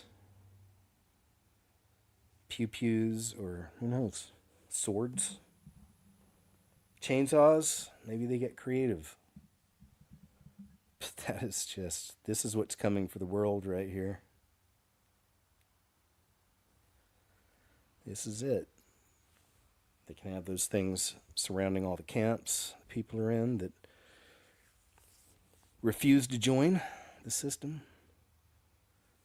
Have these things knocking on your door. Ubitech. There you go. March forward. Madness, isn't it? Isn't it? Whatever you are worrying about is... It's a good one. I like this short message about worry. We've seen some potentially worrying topics today, but don't. Where you trust God the least. We worry about how something is going to get paid, or how a meeting is going to go, or what the news is going to be that we're going to get from our doctor. We worry because we don't know the future. But who does? God.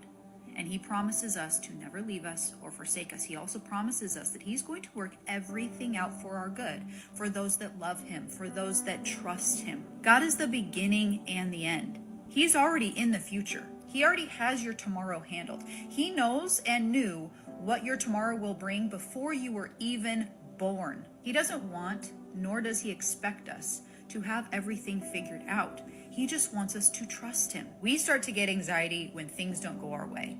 We start to freak out and worry when we can't see a way through. But here's the thing, we're always going to have those moments. We're always going to have uncertainty in this life, because that's what God uses to build our strength in him. That's what he uses to build our trust in him. That's what he will use to build our relationship with him. Jeremiah 29:11, for I know the plans I have for you, declares the Lord, plans to prosper you and not to harm you, plans to give you a hope and a future. He is for us. We have the God of the universe rooting for us and on our side. And what are we supposed to do? Relax and actually let God be God.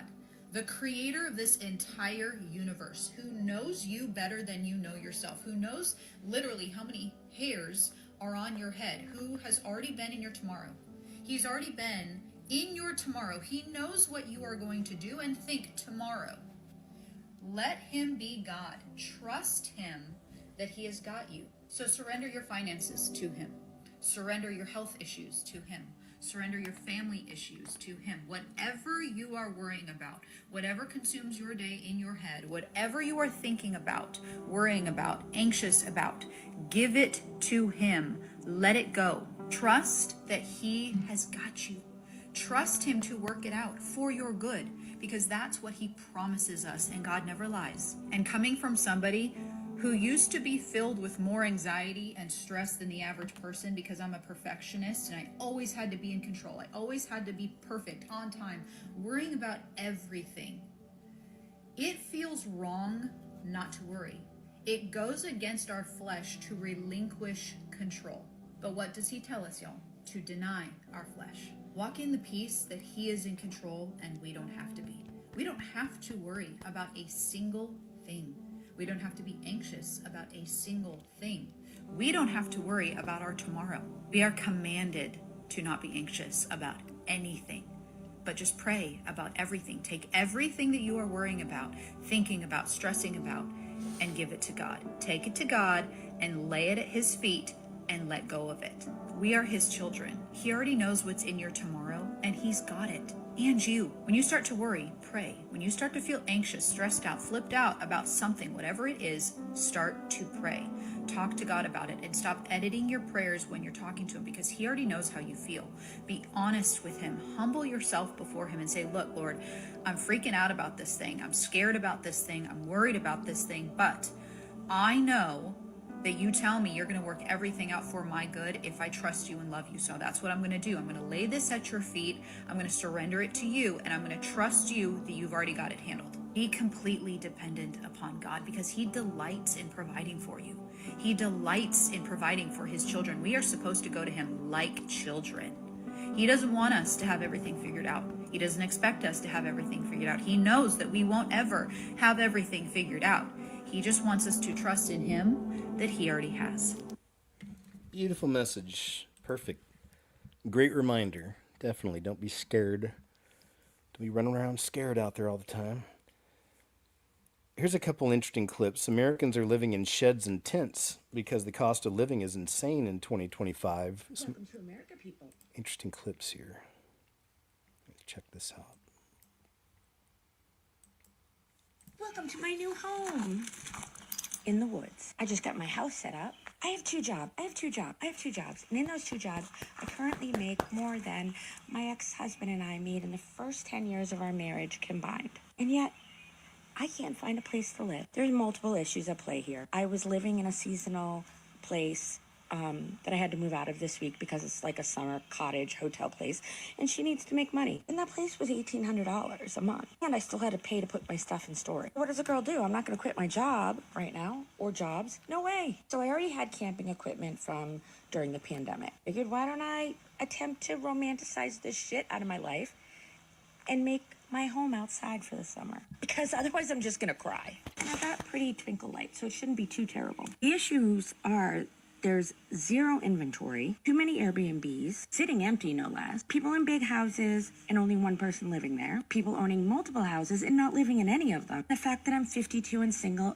and people don't want to rent even a one bedroom to a single person. And can I blame them as much as it sucks? What if I lose my job? The world's losing their jobs. At least if they rent to two people, there's a chance they'll get their rent. So even if I can afford to pay to live somewhere, I can't find a place. This isn't ideal when you're working two jobs. And it's not super close to work, but it's fine. There's no traffic. But I'm 52 and single and living in a tent. Buying a home in America used to be part of the American dream, and now it feels like a cruel joke in 2025 because of the sky-high prices of the homes, the outrageous property taxes, the crazy, insane insurance costs.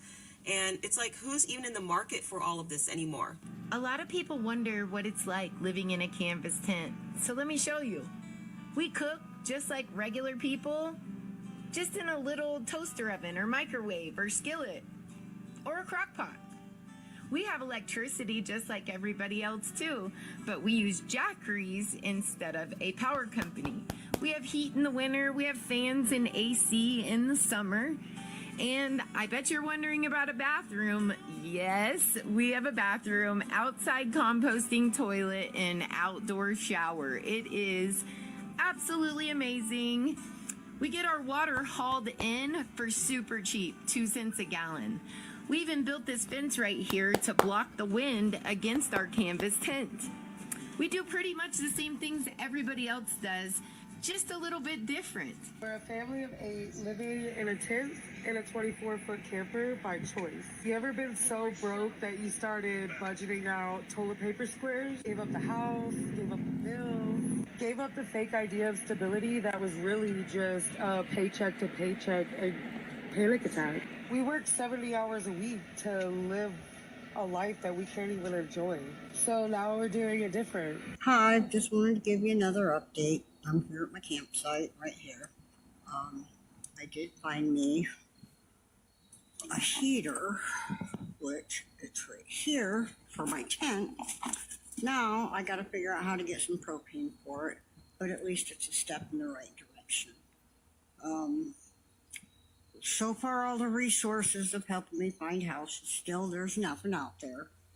I'm just amazed at how many people are living in tent, and it just saddens me, you know, to see, especially there's a veteran that's staying out in the tent on the other end of town, and he can barely walk, and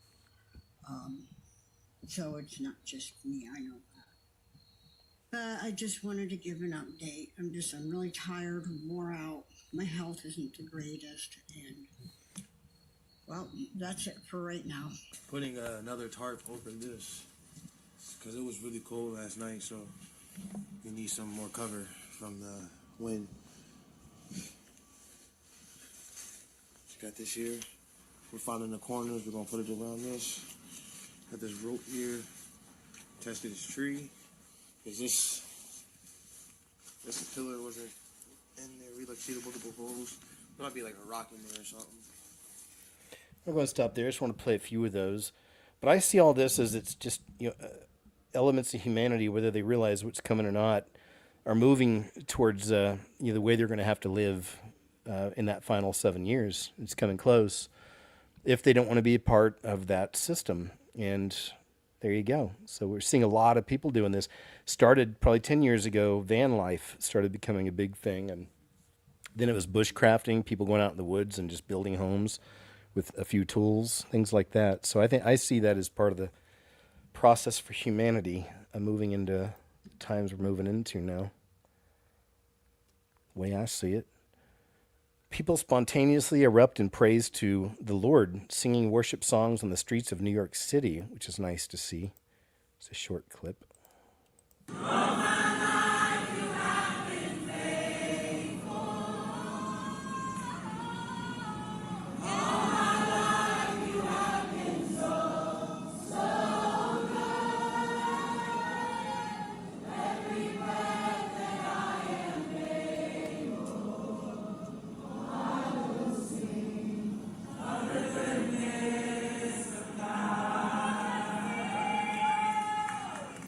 Yay, yeah, definitely more of that in New York City. But we'll see if that remains legal out there, if that might change sometime.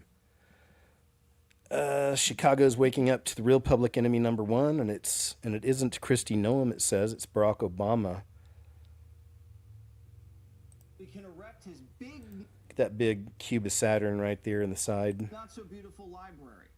Barry bulldozed a 100-year-old garden that honored women so he could honor himself. People went there for picnics and cookouts. Barry said, nah, send in the bulldozers. Obama also deployed chainsaws to cut down 1,000 trees. Not so green. Protesters tried to get Hussein to stop, but he said the tower just got 10 feet taller. It's now 23 stories high. Art historians say it's a tombstone. DNA. A Chicago architect said this: it looks like it was designed far away in New York and approved from a poolside in Martha's Vineyard. Liberals thought Obama was one of them. Now he's gentrifying the South Side. Obama, of all people, should not. All right, we get it. Yeah, how much you want to bet there's underground bunker there and tunnels? I'm just saying. Incredible medical care for all. Elon Musk is pushing this with the robots. He's really been pushing the robots here lately. Optimus. So imagine a world where everyone has access to the best surgeons, literally everyone. And Optimus will have a level of precision that is frankly superhuman, and will be able to do medical procedures, of very sophisticated medical procedures, any medical procedure, perhaps things that really humans can't even do because they're too difficult, and that will be available to anyone. You know, people often talk about eliminating poverty and providing great medical care, but they never actually have a solution. And money doesn't solve it because there are only so many. There's a very limited number of great doctors and surgeons. They don't grow on trees, but now they'll get built. In fact, so imagine That's quite a point, though, right? Like they don't just grow on trees. It takes a very special kind of person to be a surgeon, be on those kind of levels. And now they can just, grab another robot, download all the info into it, and send it on its way. Right, there you go. By humanity, by special gifts and talents. It's like they're leveling the playing field now. AI is cracking your brain. There's mind reading tech now. Listen to this from Dan. UC Berkeley and some shadowy Japanese lab have cracked open your skull without even touching it. Scientists just built an AI that can basically read your mind. That's right, guys. Scientists have just released an AI that can crack open your brain and spill out your thoughts like a grocery list. They're calling it mind captioning. And it's not some lab toy. It's barreling towards us, ready to turn your silent dreams into typed out confessions. If you think your browser history is bad, just wait until they get a hold of what's really bouncing around in there. I warned that they were working on this years ago in my video, New Thought Police Tool. AI mind reading produces video of human thoughts in real time. And mind reading AI recreates what you're looking at. What could go wrong? Well, here we are 1 year later, and now this new AI can read your mind and print out your thoughts. So how does this monster work? Well, here's the crazy part, because it's both genius and terrifying at the same time. Researchers from UC Berkeley and Japan's NTT Communication Science Lab fed an AI beast over 2,000 short video clips. It scans through them, pairing every single flash of action with captions, like dude jumps off a cliff, or cat knocks over a vase. The AI then spits out meaning signatures, digital fingerprints of what your eyes just gobbled up. Then, and here's the gut punch, they hook up volunteers to a massive MRI scanner, make them watch the same clips, and then map those brain fireworks to the signatures. And so now they can point this brain decoder to fresh new brain scans, and it guesses what you are seeing. Not just something happening, but full sentences. Yeah, that is wild. And here it is. Again, we saw that many years ago in Minority Report, that movie with Tom Cruise, you might remember. Thought Crimes. That's right. Also in 1984, Thought Crimes. Right. You need to think this way. No. This is another example of why fast food is... the whole thing is just crazy these days. Fast food companies are now having to weigh the food because of DoorDash Uber Eats theft. Hey. This is what it's come to with DoorDash and customers. Now I have to weigh every order. Apparently things are getting lost where DoorDash and the customers have to make sure everything is weighed. You know what I mean? They're going by the ounces now, guys. Just so you know. So if you guys are thinking there's food missing because we stole it, yeah, you can't use that excuse no more. Yeah, that's the world we live in now, guys. I know, right? That's too bad. Yeah, it's not worth it. It's not worth it. quality definitely went down. Prices have gone up, on fast food. This is supposed to be impossible in California. The narrative is that Gen Z isn't interested in God, but watch this. Hundreds of public school students responding to the gospel. Jesus, my life is yours. Last thing, say, Holy Spirit, Spirit of God, you feel me right now. Just one more time. Holy Spirit, Spirit of God, you feel me right now. I know you got to go. Let me just say a corporate prayer over you guys. Father, just keep your eyes closed. Father, I thank Jesus. Love it. Good to see, man. Man, more of that, please, all over, especially for the little ones like that. Love it. Love it. With the USDA requiring every EBT recipient to reapply and prove they need food stamps, things are about to get interesting. Give us a platform and a trajectory to fundamentally rebuild this program, have everyone reapply for their benefit, make sure that everyone that's taking a taxpayer-funded benefit through SNAP or food stamps, that they literally are vulnerable and they can't survive without it. Can you imagine when we get our hands on the blue state data? Yeah, that's going to be good. So they've been needing to do that forever, root that corruption out. But it's also bigger. A lot of these are removed today from a suspended account again. Oh my gosh, I'm trying to think who it could be. I don't know. But it all is going to also feed into the, food issues that are going to be coming up that are all being created. Again, all right, so people are going to be in a position where they're going to have to do something to feed their family or themselves. And then they're going to have the offer of, well, you can take this right here, this little, however they're going to do it, on your hand or your forehead and never have to worry about that again. Got grocery stores, movie theaters. There's even a skating rink. At Nashville's Tanger outlets, 4 masked men tried to steal hundreds of dollars worth of merchandise. I think I showed y'all this one before, actually. Yeah. A bunch of Southern boys stopped the robber. Just saying that's not a good place to be robbing anybody in Nashville. Not in the South. Christy Nome, yep, we saw this. I think I hit a little bit of one of my partial bookmarks from last week. Yeah. All right, y'all. Signs of the end times. Yeah, here we go. This is from 7 days ago. So it's right on the verge. Let me see. All right, let's go ahead and check this clip out. Well, actually, let me move on. I think I did show that one. My bad. That was from Nick Jones. I usually don't give this kind of stuff my energy, but I cannot not talk about this. 8 days ago. But I don't know if we showed this. So people have officially lost their minds, and it's embarrassing, this man says. Let's check a little bit of this out. See what his point is. He's got a clip to share. I cannot not talk about this because this right here, this highlights everything that is wrong with society. And I'm convinced that this is illustrating the de-evolution of our species. And I believe that de-evolution is almost complete. Because if you haven't heard about this, there's a trend going around where Starbucks is selling these bear cups. It's this glass cup in the shape of a bear. And people are losing their minds over these cups. They're showing up to the stores early. I'm talking hours early to get in line to buy these cups. They're fighting each other. I mean, it's ridiculous. If you haven't seen these videos, I want you to check this out. You know what, sir? For your skin, I don't know what the is wrong with you. Have them leave the cup. I hope that makes you feel better as a person. Yes, you did. The cup was right here. There's cameras. You reached over at me and a frozen.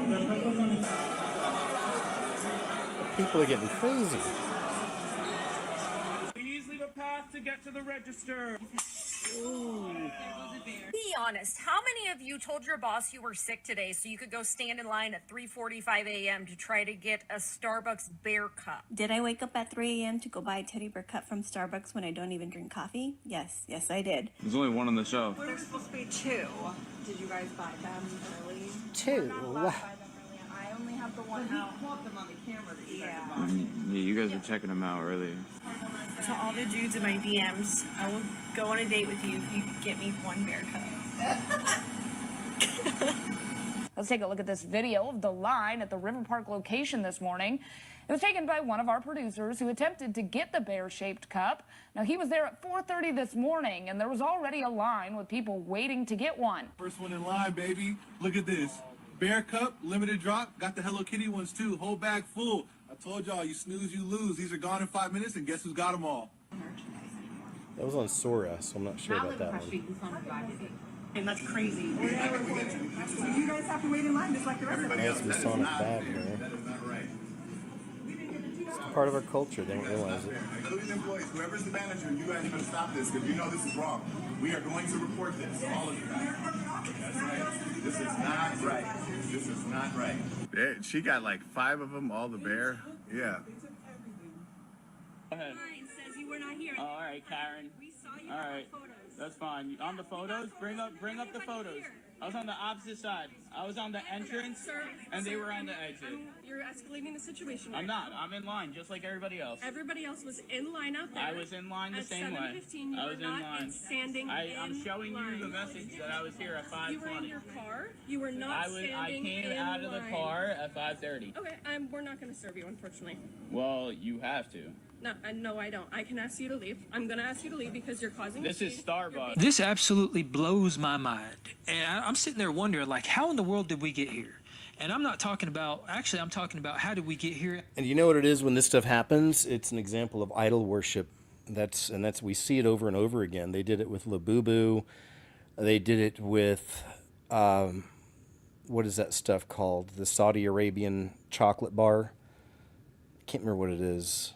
Some kind of, it's like a Middle Eastern chocolate bar with pistachios in it. You guys know what I mean? So that was one people were idolizing. I always see it as that. It's just more idol worship, man. You know, it's like people are going crazy for it. You know, they get nuts over this stuff. Sometimes people get hurt, you know, with all this. So anyway, I'll go and move on. I like this fella, Jacob Wellen. If you want to check more out from Jacob, check out his YouTube channel. Say hi.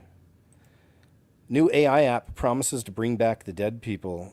This is nuts. I did a video a long time ago. It's on the Scariest Movie Ever channel called What Exactly Are They Turning Us Into? And it's like 2018 because they had created a way that they were building humanoid robots that looked exactly like your past loved one that's passed away. And they were inserting and downloading all of their, you know, like personality traits and everything that the living loved one was telling them. You know, this is what he was like or what she would say, and you know, all that was kind of weird. So this seems to be an odd continuation of that. I don't like it. All right, let's check it out. So let's take a look and see if we can be convinced to use this service. He's getting bigger. See? Oh, honey, that's wonderful. Kicking like crazy. He's listening. Put your hand on your tummy and hum to him. You used to love that. Just like when you're FaceTiming someone, you don't see their entire body, so that's a little weird. It feels like he's dancing in there. Oh, honey. Mom, would you tell Charlie that bedtime story you always used to tell me? Once upon a time, there was a baby unicorn who didn't know he knew how to fly. This baby unicorn was like your mom because she didn't know that she knew how to fly, but she knew how to do all kinds of fabulous things. Hi, Grandma. Hey, Charlie. How was school today? It was really fun. I made this crazy shot in basketball. I don't really care that much about basketball. What about... Okay, bitch. That like literally sounded like my mom for a second. Who's gonna be a great grandmother? Oh, Charlie. That's Callum. Oh, congratulations. She says that he's been kicking a lot, though. Like, a little too much. Tell her to put her hand on her tummy and hum to him. Looks like the old lady from Titanic. Yeah. I didn't even notice that. Sounds like her too. You can call anytime. There you go. Yeah. Okay. Horrible idea. I just said idolizing the food, man. Y'all, I don't want to get into some big debate and argument over it. You know, maybe you don't like the term, but I see that as worshiping an idol, worshiping an object. Oh my God, I have to have that. You see what I'm saying? They're not bowing down to it like it's Jesus, but they're rushing after it. It's something they have to have. They're idolizing it, you know? That's all. I'm not trying to start a big debate and argument, y'all. Jiminy Christmas. Dragons of the Waters. This reminds me of the video or the live show I did a while back they took a picture of a dragon and no one really noticed. And I think it was a perfect picture of a sea dragon. I've did this for years and love. I've interviewed now 100 people that claim they've seen a living dinosaur. In New York, 1969, the harbor police chased something much bigger than a whale upriver. Never did catch it. Could have been a zeuglodon or a basilosaurus, I don't know. But the White River monster in Newport, Arkansas has been reported many times. Up until 1973, it apparently disappeared. Arkansas Senate passed a resolution that said it's unlawful to molest, kill, or trample the White River monster. Off the coast of Jupiter, Florida, something's been seen similar to a dinosaur swimming in the ocean out there. You can read the articles for yourself. A lot of this stuff's on my website, Dr. Dino. You can read all about this. There's a lake between New York and Vermont called Lake Champlain, where many people claim they've seen the Lake Champlain monster. I interviewed Sandy that took this picture. I said, Sandy, do you think you saw a dinosaur? She said, no, I know I saw a dinosaur. She and her husband and 2 kids watched it for 10 minutes. 58 people on the Ethan Allen, which capsized earlier a couple months ago, some people think they all ran to one side to see something and flipped the boat over. I don't know, maybe it's just too many Twinkies. But the captain on board back in 898 said, if you think what I saw was a fish, it weighed 3,000 to 5,000 pounds. The Bible talks about the dragons of the waters. I have studied this for... Yes, there you go. That's a really cool subject. That's Ken. There's no comment, so they're turned off. Here he is. Kent Hovind, if you want to check him out. He's interesting. He's I like his take on world history, or how long we've been here,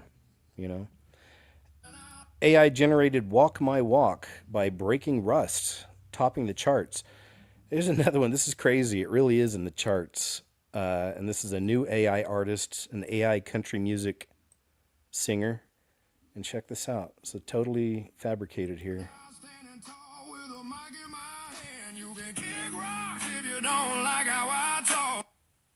You just heard a part of Walk My Walk by Breaking Rust, but it's not your average.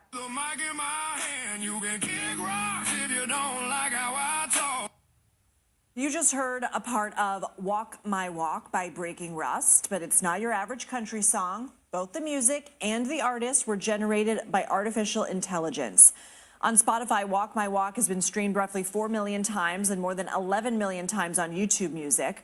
Earlier this week, we reported the polling firm Ipsos found 97% of listeners could not differentiate between clips of AI-generated music and human-made music. 80% of those polled also said they wanted music fully generated by artificial intelligence to be labeled as such. Andrew Chow, technology correspondent at Time, joins us now. So, Andrew, in your reporting, you call this song laughably generic. So why is it high on charts right now? Well, thank you so much for having me, first of all. First, I'll say that the chart that it achieved #1 on is not like a real chart. It's digital sales for country music, and really who buys music on iTunes anymore. So it's a chart that it's much easier to game.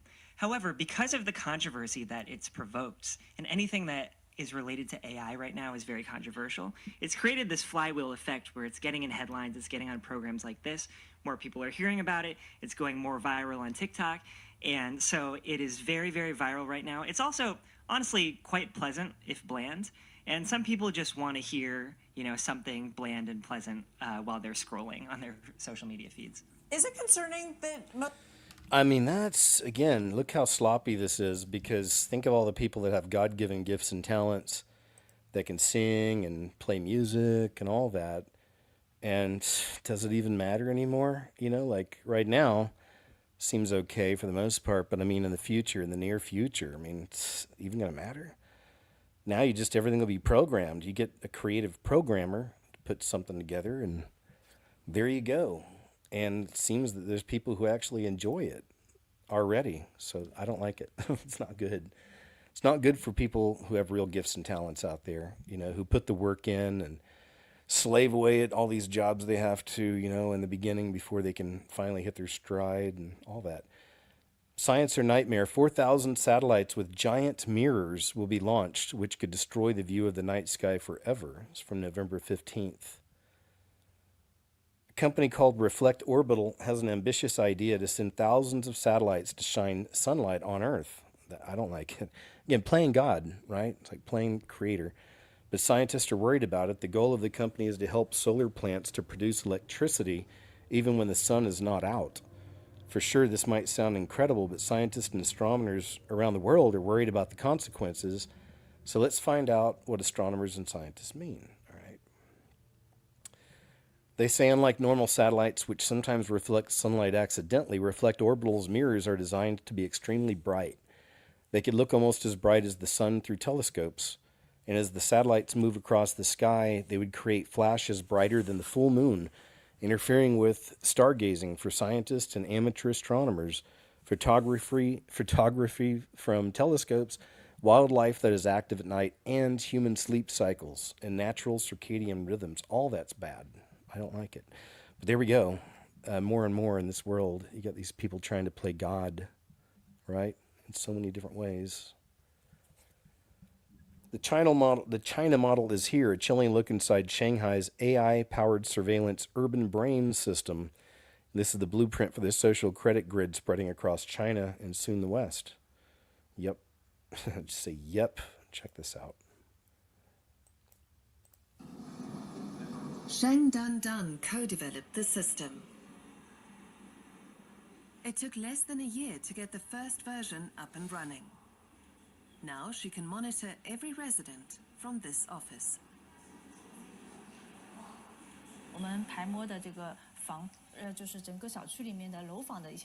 We've mapped the residential buildings in the district. Which ones are occupied, where there are vacancies, where elderly people are living alone, where care or help is needed. It's all stored in our system and can be called up in real time.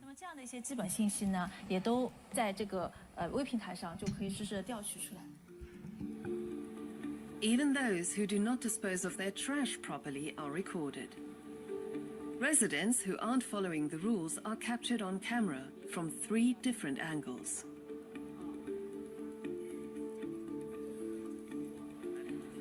The so-called brain acts swiftly.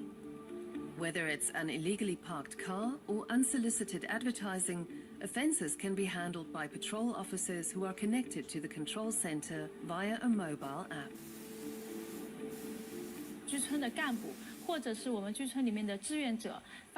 As soon as the squads and volunteers in residential districts spot an issue, they can report it and upload footage. They take a photo, report the issue, and then our system automatically decides which department to forward the matter to.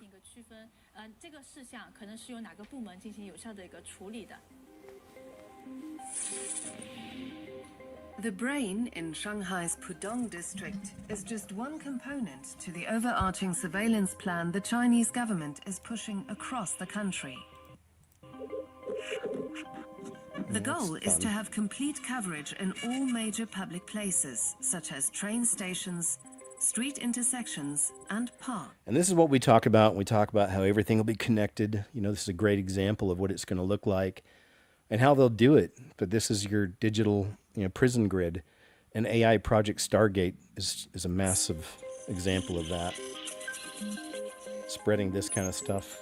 China's state media boasts that police can identify every single person on the street in just 1 second. All right. Yep. Good report. That's a glimpse into the final beast system, which I ain't scared of. We're not going to be here. Even if we were, if we had to. Blood and bullets, I guess. I'm just kidding. Here is As It Was in the Days of Noah from young Ashley Hayes. Satan has been trying to corrupt our DNA and create his own version of man. All throughout history, we have evidence, we have proof of this demonic attempt to corrupt God's creation. We have the Nephilim, we have giants, we have animal-human hybrids. But what's fascinating is the book of Matthew, along with the book of Daniel, give us a little preview of the next kind of hybrid that he will be attempting in these last days. A 21st century modernized version of the Nephilim, if you will. Now, most people are aware of this verse in the book of Matthew. This is Matthew 24:37. As it was in the days of Noah, so it will be at the coming of the Son of Man. Jesus is telling us that the same contamination that happened to mankind, that happened to his creation before the flood, will happen again in the last days before his return. Now, when we pair this with Daniel 2:43, we get a little glimpse, a little preview into the kind of mutation, the kind of corruption that will happen before the return of Jesus Christ in the last days. And not coincidentally, This is exactly what we're seeing play out right now. Now, this is the dream that Nebuchadnezzar had. He called Daniel in, and Daniel, through the Spirit, gave him an explanation of the dream. The dream was a prophetic dream of kingdoms to come. And the last kingdom, represented by the toes of the statue that Nebuchadnezzar saw, was a divided kingdom. It was a mixture of iron and clay. Back up one verse to 42, and as the toes of the feet were partly of iron and partly of clay, so the kingdom shall be partly strong and partly fragile. As you saw iron mixed with ceramic clay, they will mingle with the seed of men, but they will not adhere to one another, just as iron does not mix with clay. Now, the two key words we need to look at are they and seed. So they will mingle with the seed of man. Daniel is clearly telling us that there will be a genetic mutation. There will be a hybridization of some form during this last kingdom. Now, this last kingdom we know is the Antichrist kingdom. So during the tribulation, there will be a mutation of man's DNA. This will be done merging something non-human, aka iron, with man, aka clay. But what's interesting is they are behind the iron. And this is exactly what we are seeing play out right in front of our eyes. The alien himself told us that with AI we are summoning the demon. Demons are disembodied spirits of the Nephilim. When the flood came, when God flooded the earth, it took out all flesh. Spirits cannot die. It left the spirits of the dead Nephilim, and that's where we get demons. And this is what they want. Listen carefully. Demons are spiritual parasites. They look at us like hosts. They look at us like containers, like vessels. So if you are not filled with the Holy Spirit, if you do not declare that Jesus Christ is your personal Lord and Savior, you are an open container. You are an open vessel. And the demons in AI are looking for a human container. Y'all, we are circling back to Genesis.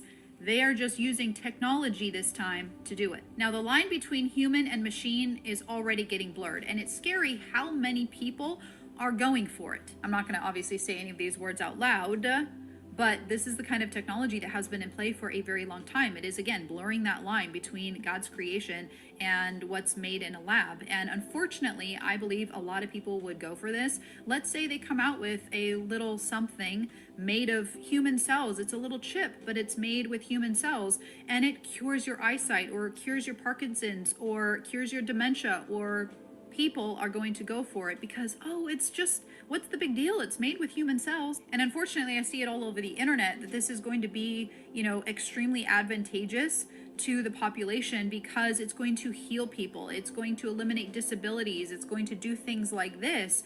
But they don't understand that in the process, they are literally altering our God-given DNA. And what does it say in the Bible that the false prophet and the Antichrist will do? Oh, that's right. They will perform miracles. Satan also has not stopped the merging of humans and animals. Absolutely anything to corrupt our DNA because we are God's creation and he hates us. But what they will do in these last days, because Satan masquerades as an angel of light, they will promote the benefits of altering your DNA, just tweaking your DNA to become a superhuman. Sam Altman and husband fund startup to edit babies' genes. The OpenAI boss has invested in the controversial startup Preventive, which aims to genetically engineer children free from hereditary diseases. This is AI at a concert. The world is being groomed. The world is being prepped. It is being programmed for this merging with machines. It's people like this that are being programmed to see this as a beneficial thing, as a progressive thing, as a modern thing, as a benefit, as where the world is headed. So it's going to advance us. It's going to make us better. At these concerts, by the way, go look this up. Every single concert is programming the audience into what is coming. Something else with this, another advantage that they will push that we're already seeing the prepping for, is the elimination of aging. Haven't you noticed a lot of the celebrities stepping out looking a little too good, like something that even a facelift wouldn't do? It's all intentional. It's all programming the public to make aging look like something of the past. I don't know if anybody's familiar with this man. He is spending millions and millions and millions of dollars each year trying to conquer death. At the same time, we also see China is now developing pills to extend the human life. Up at the top, sorry, it cut off. It said extending up to 150 years. Aging, they say, will be curable by the 2030s. We are going back to Genesis, and Satan will spew the exact same lie: ye shall live as gods. The same lie that he told Eve in the garden is the same lie that he will tell the world in the tribulation. Along with this technology will come that same lie: you are God yourself. You have God within you. You know that Christ consciousness lie that we see taking over the world? We are watching iron mixed with clay in real time. We are watching the return of the contamination and corruption of God's creation. Now, I know a lot of people will say, well, we need to resist. We need to push back. We need to fight this. Y'all, this has already been written. The living word of God told us this will happen, and it is going to come to pass. This is not a physical war. This is not a physical battle. This is a spiritual one. We fight this by drawing closer to the Lord Jesus Christ. We fight this by getting into the word of God daily, the sword of the Spirit. We fight this by leaning into our only hope, our stronghold, our peace, our Savior, our rock, and He is going to fight this battle. He is going to annihilate the enemy. Love it. So true. Thanks, Ashley. Ashley Hayes, Hays. I like her messages, man. I think she has good discernment, and I think she's a good sister in Christ, you know. New York City just sprayed some chems into homes. Look at this, man. Reminds me of those 50s black and white videos you see from the 50s when they would drive through neighborhoods and just pump them full of, was it pesticides back then they would say? I can't remember. Something. Does anybody live in New York City, and did you just have your house sprayed with pesticides? I was in my living room, my windows are open, these trucks come by, they're making these dystopian announcements. Run inside, get inside.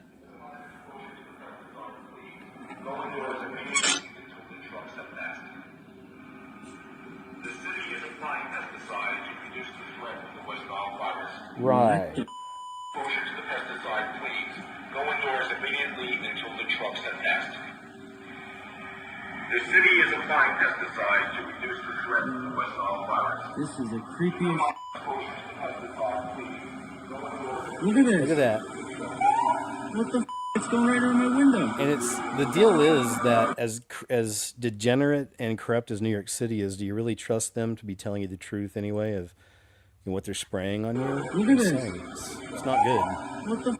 It's going right on Even my if they are window. telling the truth, I don't like it.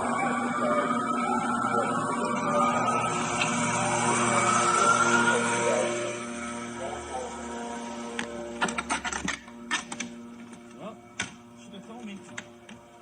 Yeah, close your windows. Go inside immediately. Close your doors and windows. And that horn. Wow. Here's famous actor Jackie Gleason talking about the dark side of Hollywood. Here's something, I'd never seen this from him. I've seen plenty of videos of actors and actresses exposing things, but I hadn't seen him. So I thought this would be interesting. And I don't know why. And I also had no fear when I should have had fear. For instance, the way they used to get you in television, they would get you to paint yourself into a corner of luxury. Then they would start to dictate, because they knew that you feared losing that money. And so you'd give up your independence and go along with them. It was threats to your security and kudos to your ego. That's how they operated. But I learned that on the corner of Chauncey Street in Brooklyn when I was a little kid. And I knew when they were telling me how great I was, that they had something coming up next that they wanted, or wanted me to do. See, I want to hear the rest of that one. I need to look that up. I think that's Mike Wallace. Yeah, it's Mike Wallace, right? Is that his name? I have to look up that interview. It'd be interesting, I think. This was good, it says. All right, let's see if it's true. Do we think the whale theory is good? Have you heard it? Have you seen this?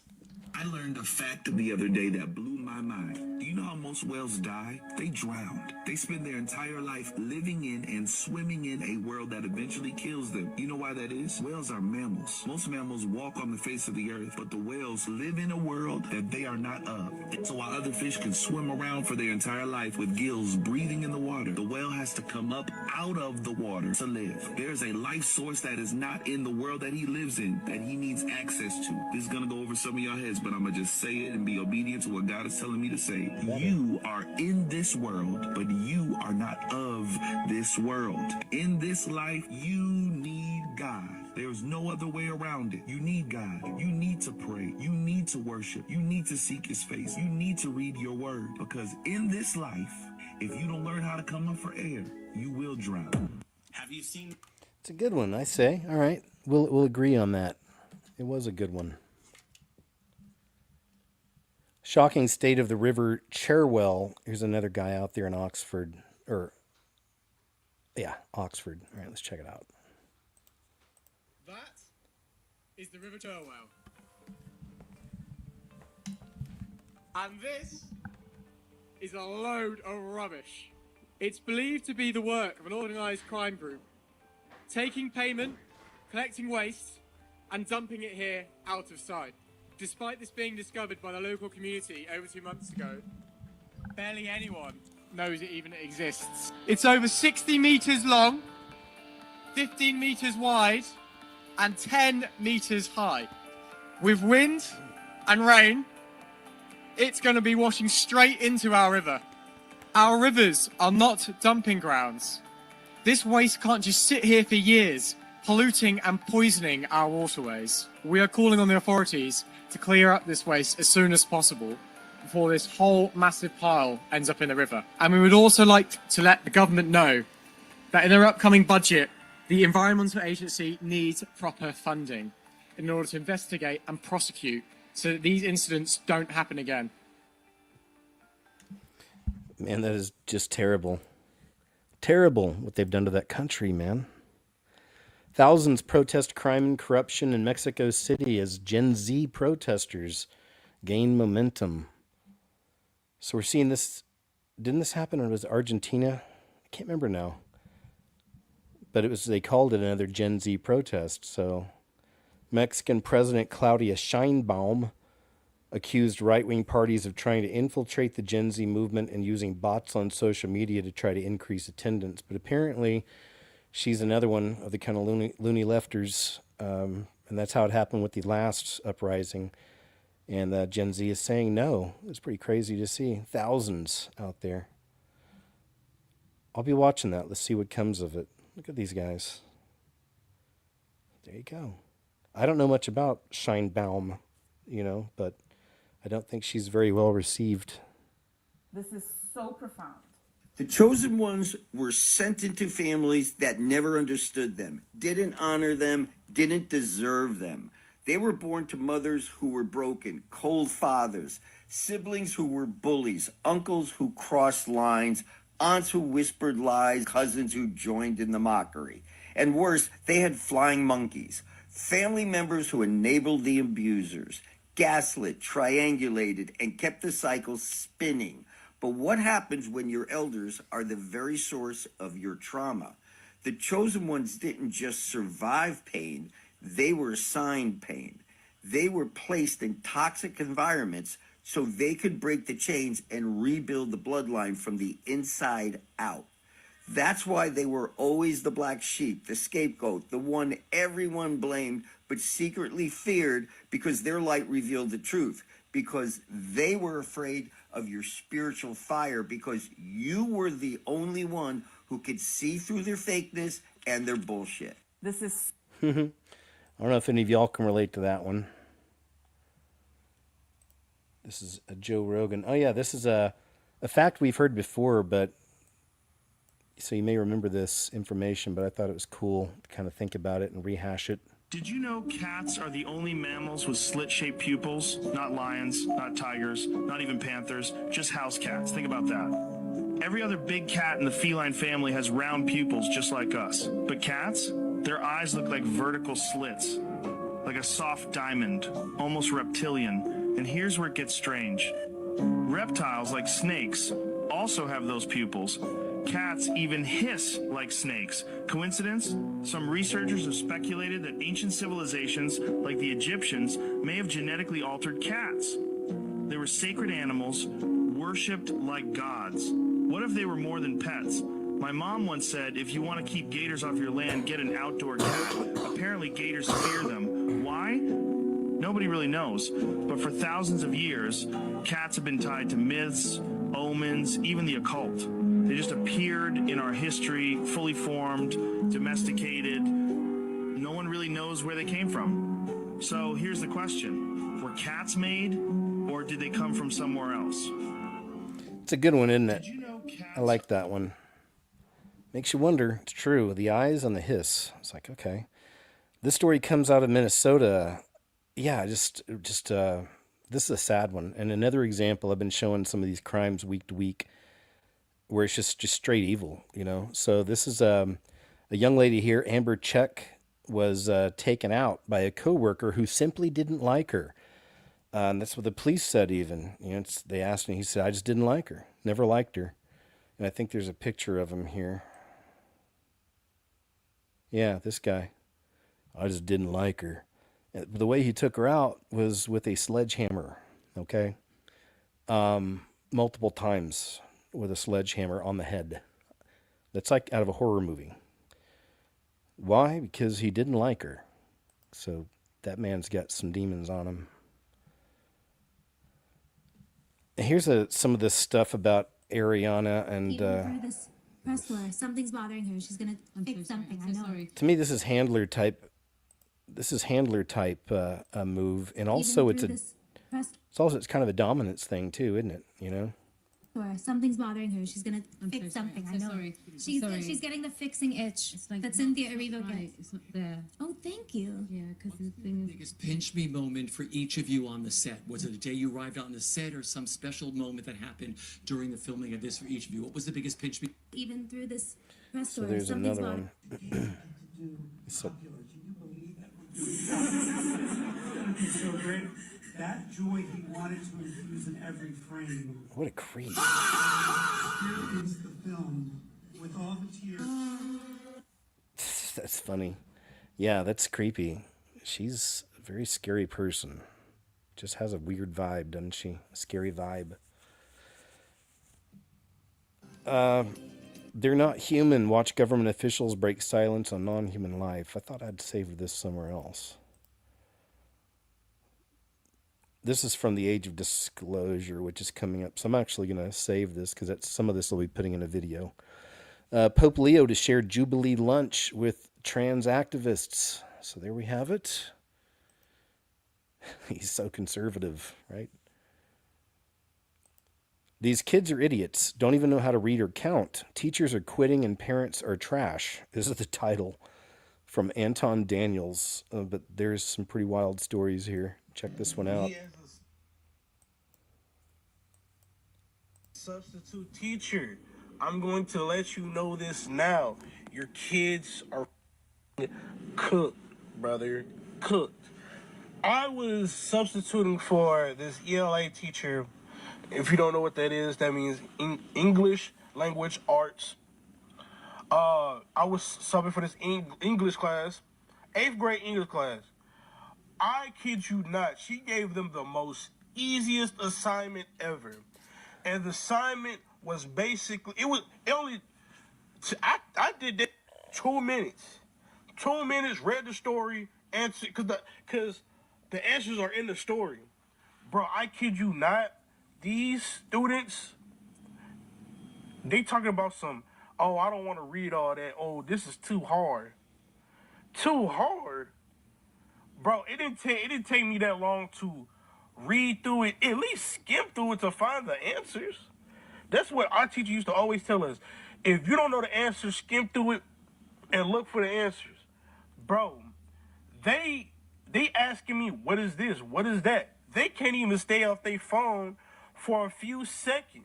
I catch a student on their phone 20 seconds into the class. It even got to a point, I even told them, I even read it to them, and everything, gave them the answers, and they still failed. I'm like, how? How? I see, I've subbed for many schools, and like I said, these kids don't want to read anything. They don't want to read. They don't want to work. Nothing. They just come to school. Bro, they just come to school with an empty pack. This is sad, honestly. Like, I don't know if there's another one on here. There's one more. And after that, I was sitting at my desk. So here I am, sitting at my desk. And the only reason that they are quiet is because they're on their laptops. How terrible is that? I was just teaching, could not teach anything, could not get a sentence out without someone throwing a pencil, someone yelling across the room, somebody hitting somebody, somebody telling on somebody.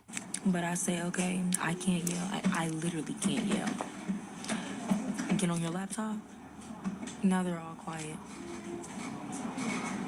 If that's not a problem, what is? Today in social studies, we revisited Ruby Bridges. We're talking about historical figures. Benjamin Franklin, Ruby Bridges, Theodore Roosevelt, George Washington Carver, all those. So I'm like, what is one thing you can tell me about Ruby Bridges? This little girl looks me in my eyes and says, she's a white girl. Ugh. I don't know what else to do. But I told them, if I can't get what I need out of them, they can't get what they need out of me. We just went to the restroom, right?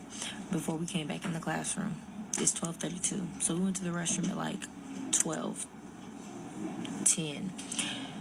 I told them, we're not going back to the restroom until after our intervention in math block. That's only an hour. Why, as soon as I got in here and started teaching, 3 people raised their hand to go to the bathroom? Sorry, as soon as I finished teaching and gave them the assignment, they raised their hand to go to the bathroom. Do you think I was born last night? Y'all want to go to the bathroom and play?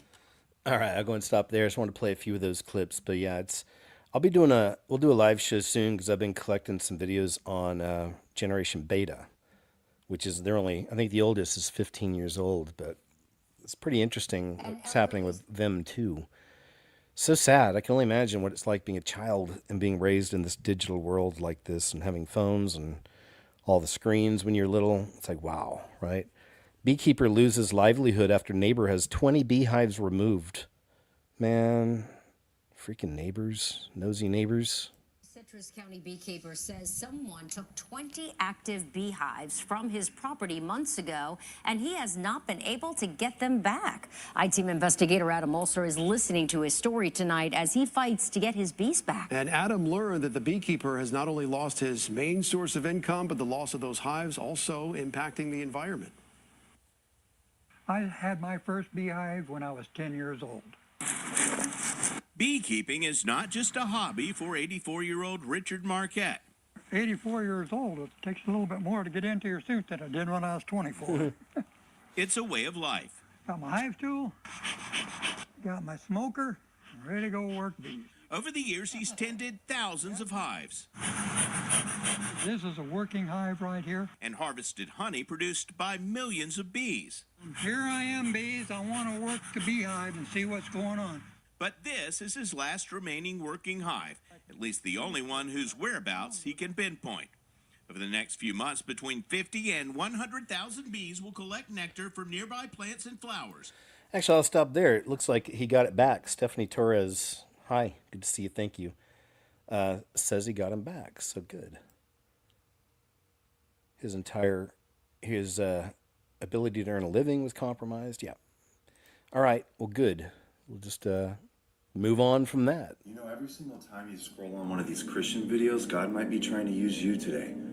Because I'm about to give you 3 signs that the Holy Spirit is not living in you. Uh-oh. And somebody who sees this video today might have really needed this. I know it's hard to hear, but remember, if the Holy Spirit is not living in you, then your name is not in the book of life. Number 1, people who hate correction. Proverbs 12:1 says, "Whoever hates correction is stupid. Why does God make a huge point about this? Because odds are, if you refuse to be corrected by the word of God and you are too stubborn and you don't want to acknowledge it or confess it, then how is the Holy Spirit living in you? Because the Holy Spirit will convict you when you are corrected and will lead you down a path of righteousness, not denial. Number two, people who lack empathy for others.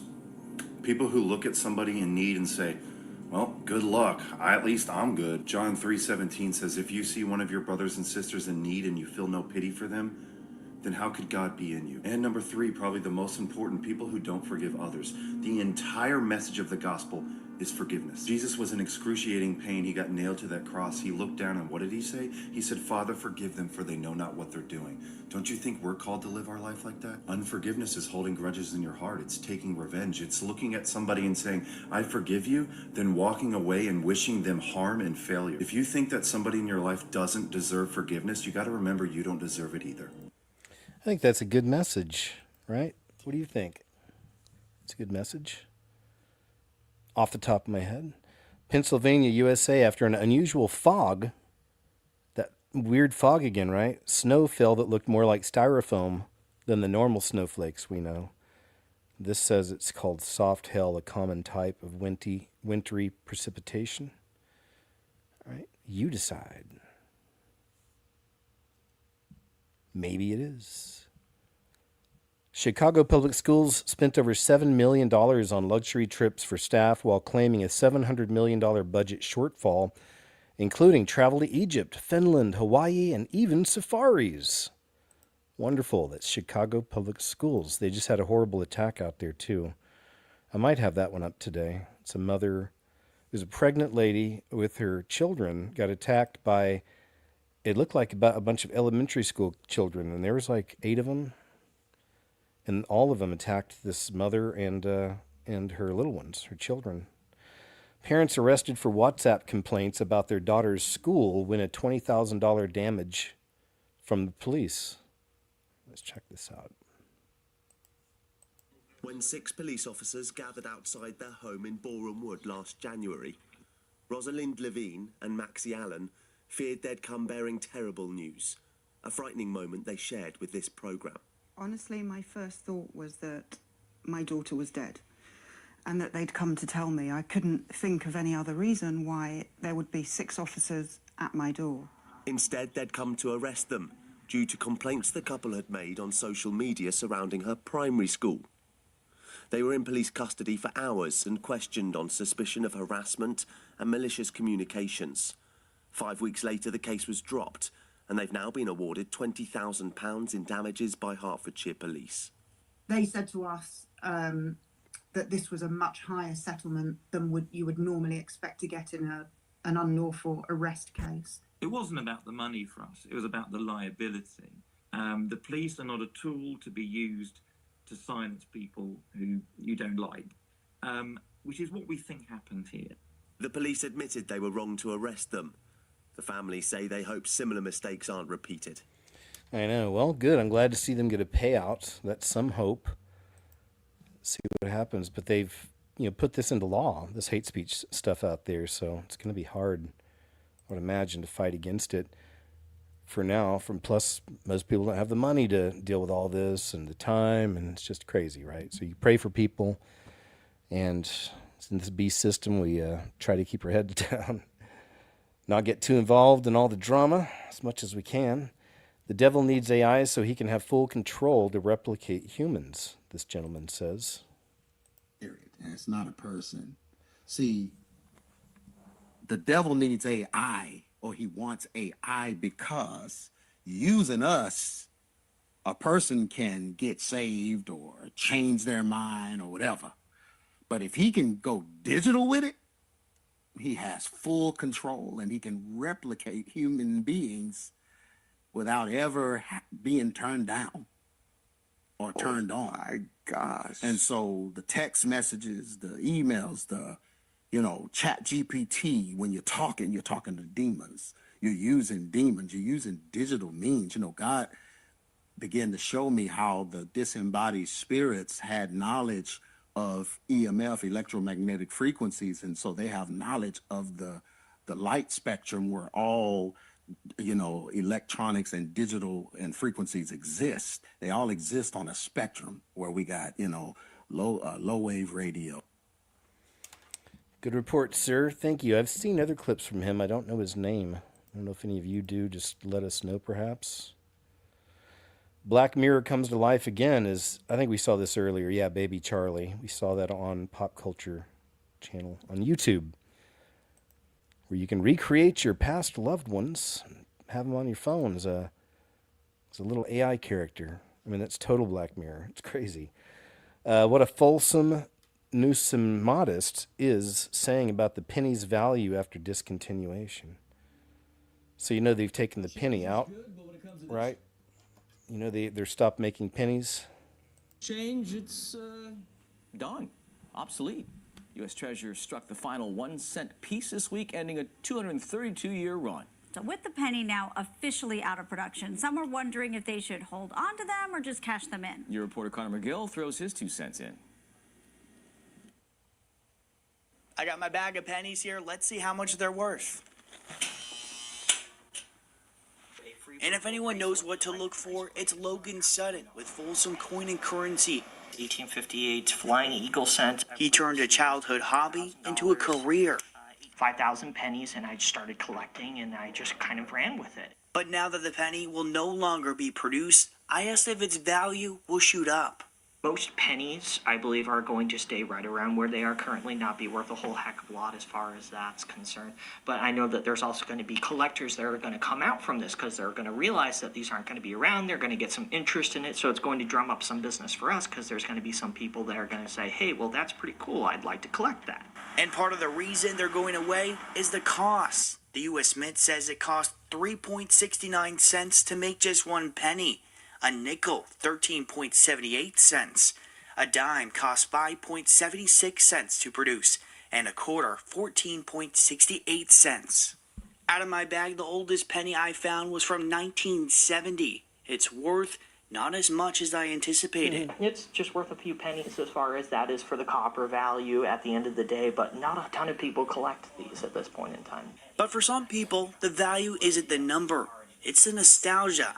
I'm keeping mine at home. I have a change jar by my door and in my bedroom by the side of my bed. While others are bringing in their coins, hoping for high value. I had a lot of pennies been saved for years that I wanted to see what they were worth. Do you think the nickel could be the next coin at risk? I believe that if we're going to get rid of anything, it will definitely be the nickel next.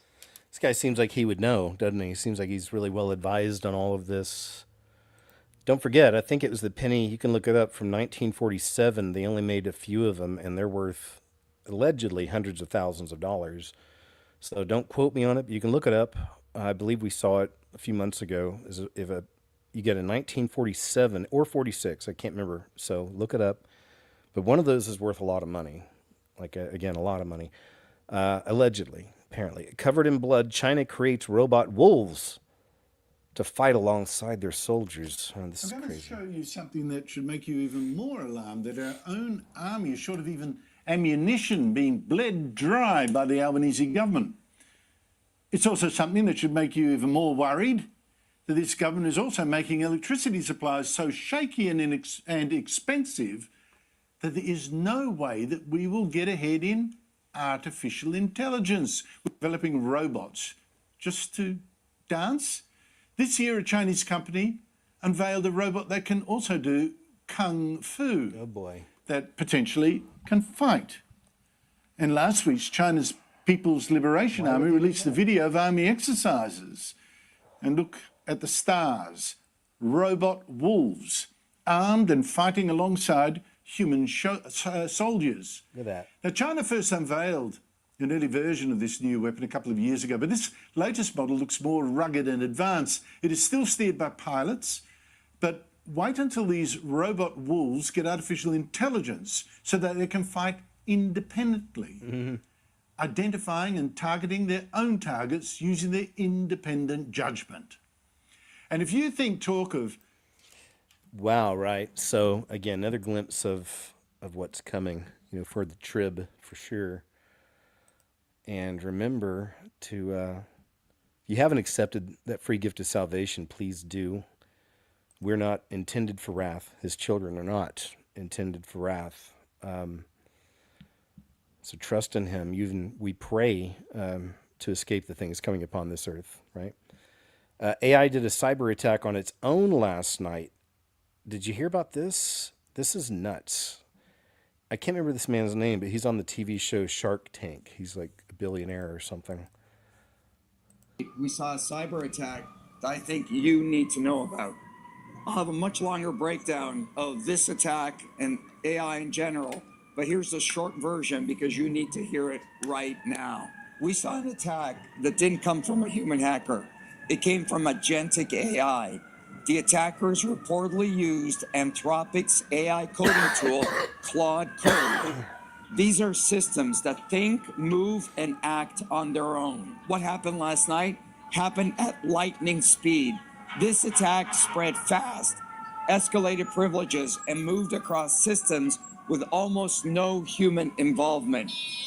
Most organizations aren't built for that kind of threat. So what do? First, rethink identity and access. By the way, identity is no longer just humans. It's AI agents, it's machines.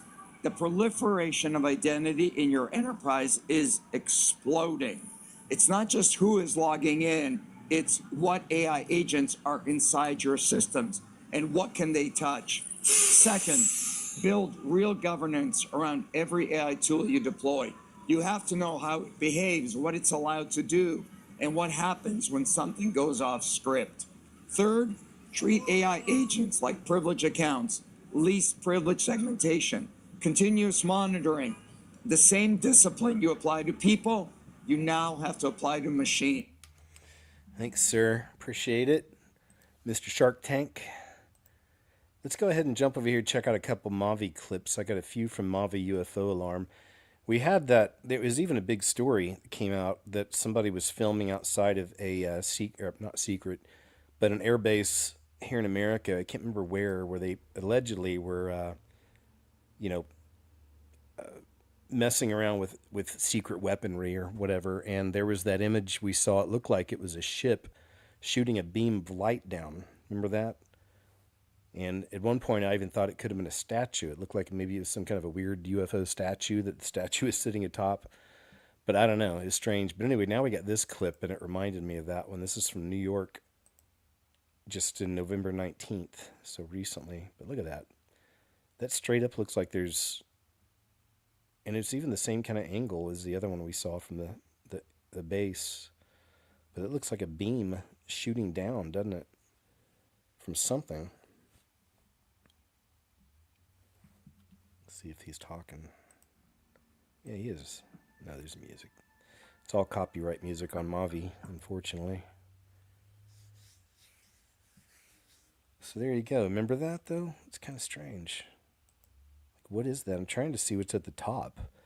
Looks like an orb, maybe? I don't know. But it's stationary, so you decide. That's a good one from Mavi. All right, I think that was that on this one. Got just a couple from Mavi today. Here's another. I know there's a few on here I wanted to watch with you guys. Yeah, where is it? Oh, this. Yeah, check this out. It's a wild one. From Mexico, November 16th.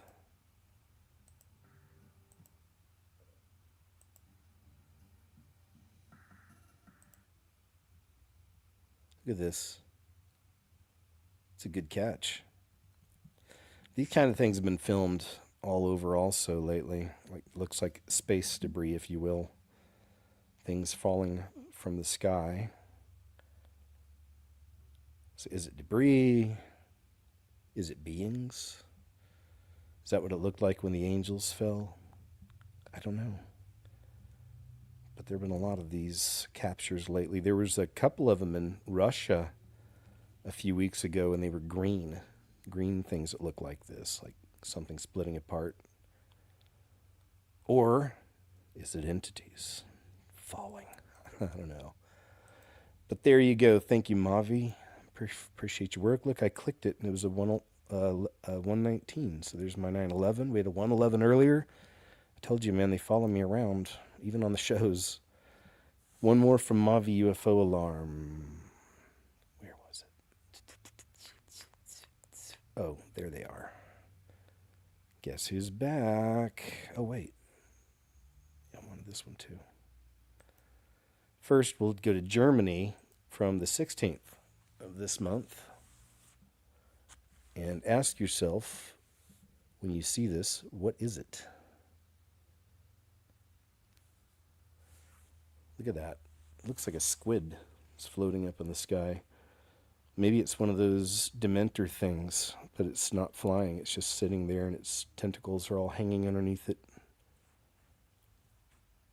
Maybe. Maybe it's some other kind of humanoid shape an entity has taken.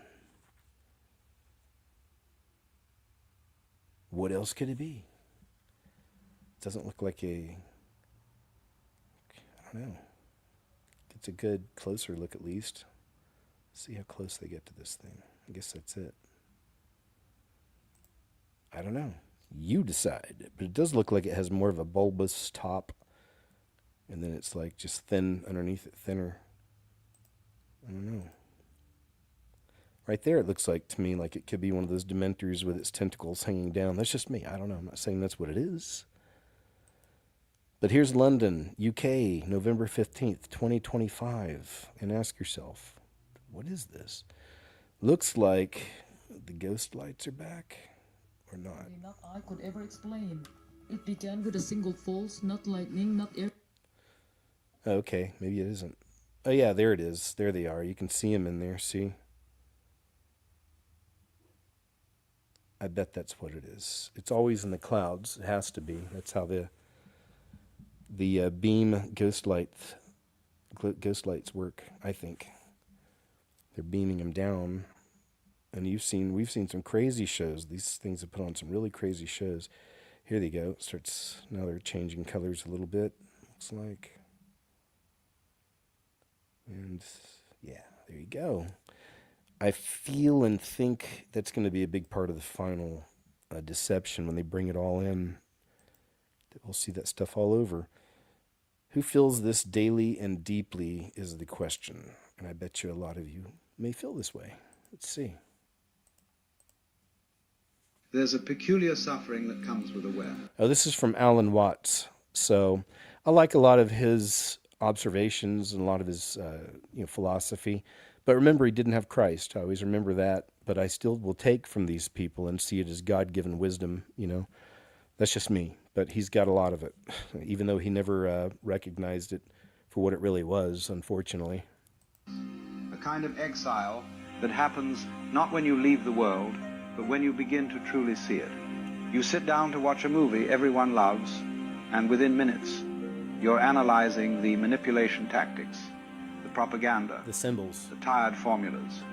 You're at a party, and instead of enjoying the moment, you're observing the social performances, the masks, the desperate need for validation in every conversation. You used to enjoy these things.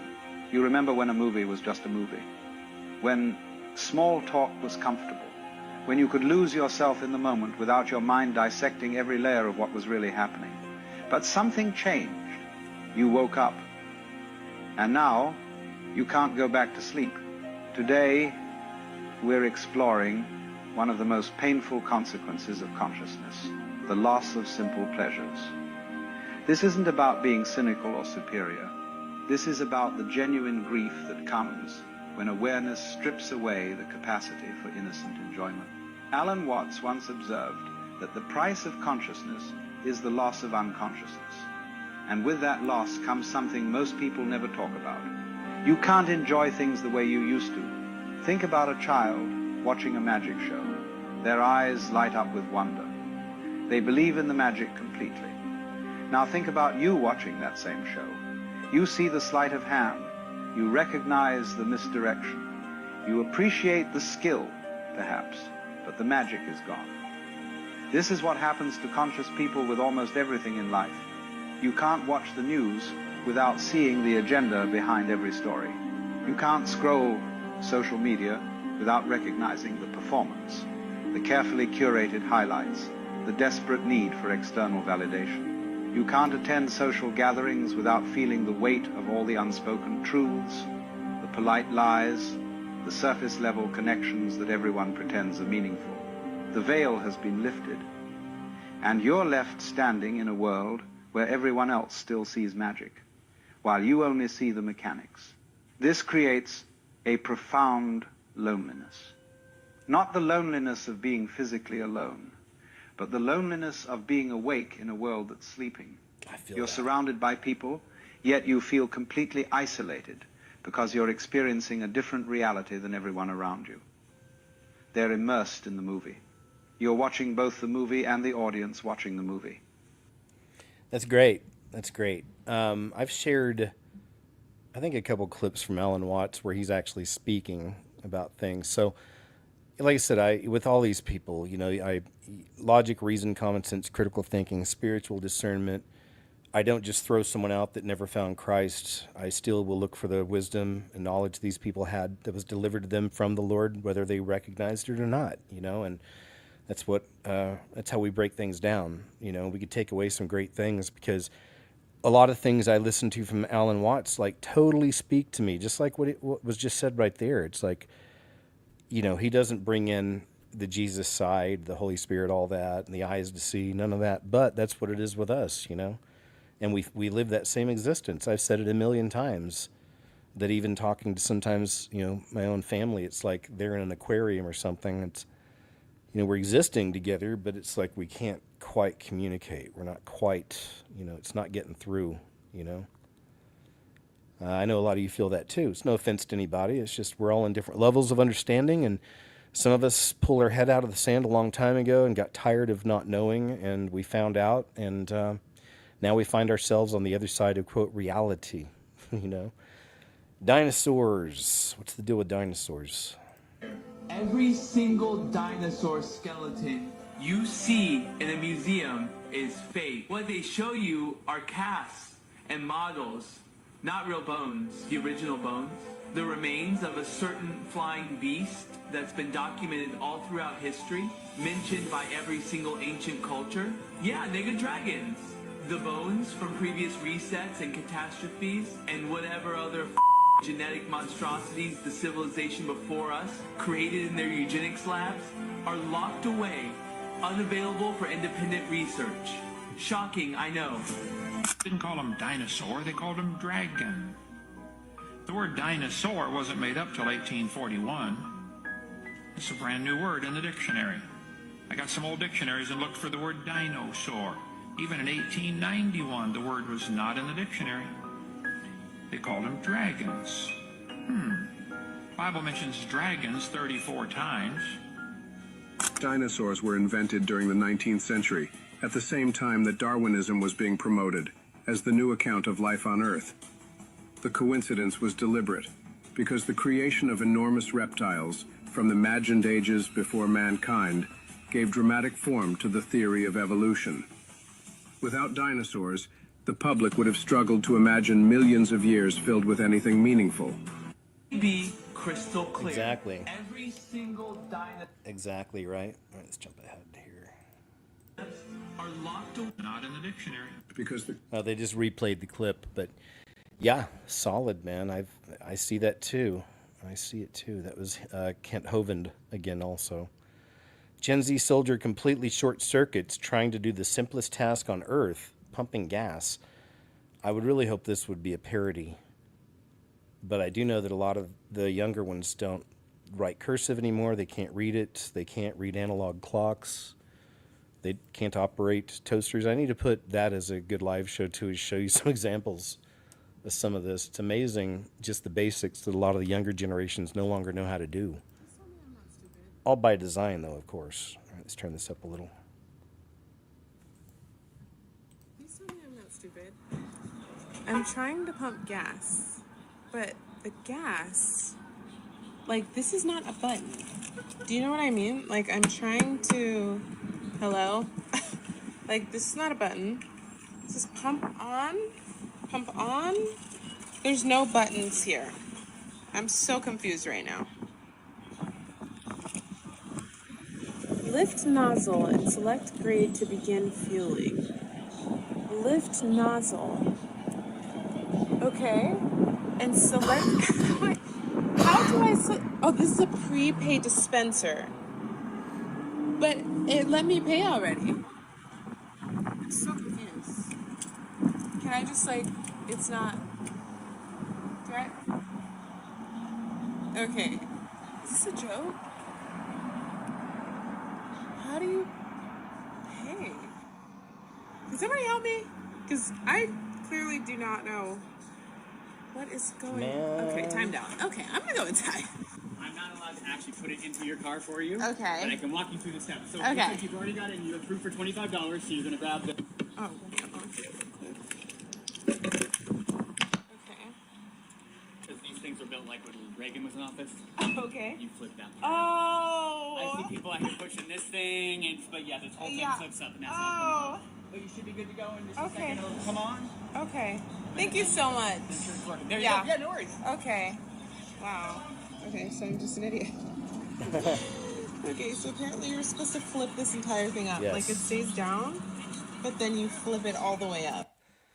There we go, man. That's something else. It's kind of scary if it's all real. I think it is. Probably that one is. But, she's in our military, man. It's like, oh boy, here we go.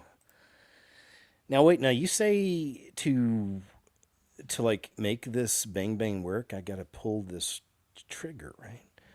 Yeah. Where do I point it? Support the ranchers as the rancher revolution begins. This is actually one I wanted to play on Monday. I've got a lot on the ranchers.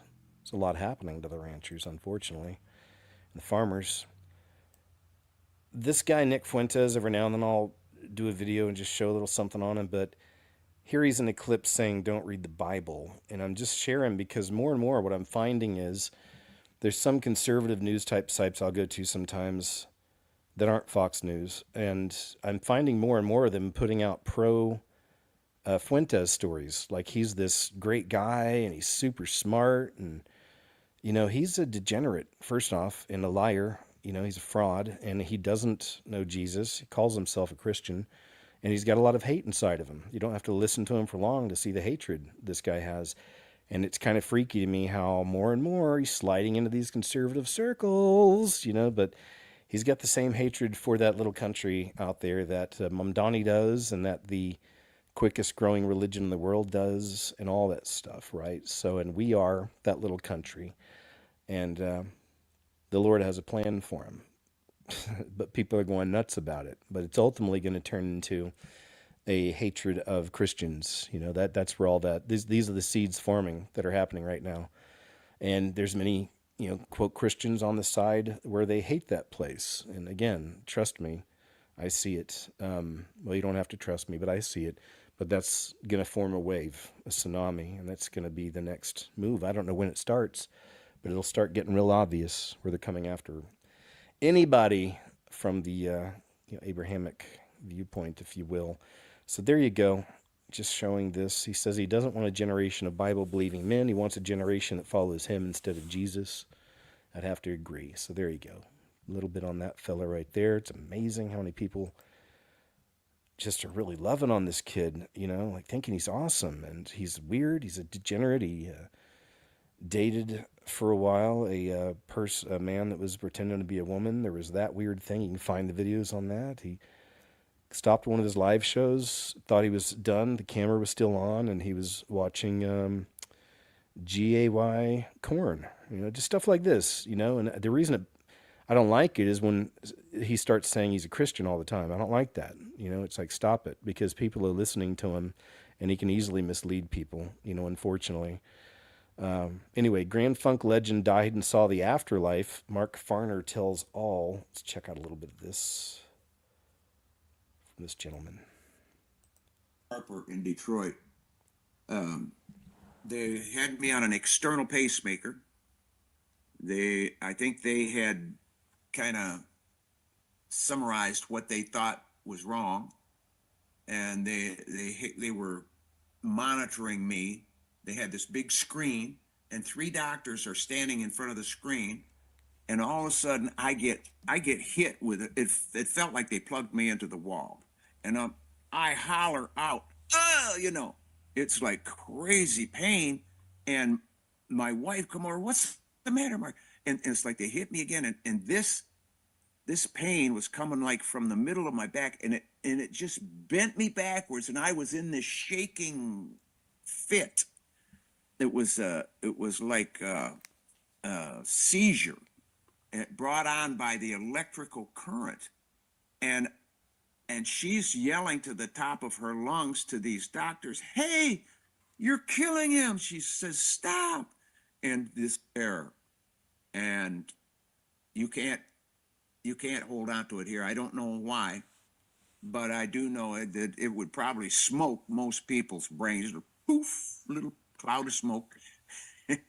But on my second reentry, I died twice. On my second reentry into my bone suit, I call it a bone suit. Me too. This thing. I was shown that debt consciousness, DEBT, that's the dirtiest, filthiest, most obscene word known to man. Debt consciousness is the plague of mankind. We are moved by that dirty little word. We are harnessed, we are bridled, we are brought under submission by that dirty little word. And those who control the debt are some evil, evil beings. Not just financial debt, that is part of it for sure.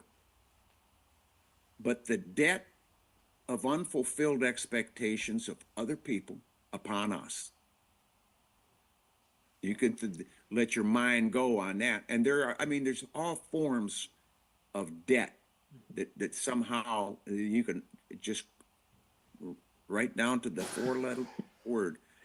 And the regret that we have within ourselves, we hold ourselves responsible for things that we wish we wouldn't have done. We cringe. It's so bad. Oh man, why did I do that? Or, we were in a state of mind or state of being that we just regret. And that is weight. And it's all compressed. And every little instance, every little time that we get in that situation where we have to endure some more debt, we'll forget about it, after a while, but it's there, it's accumulating. So here's where it starts, and then the more debt, the more debt, the more debt, the more debt.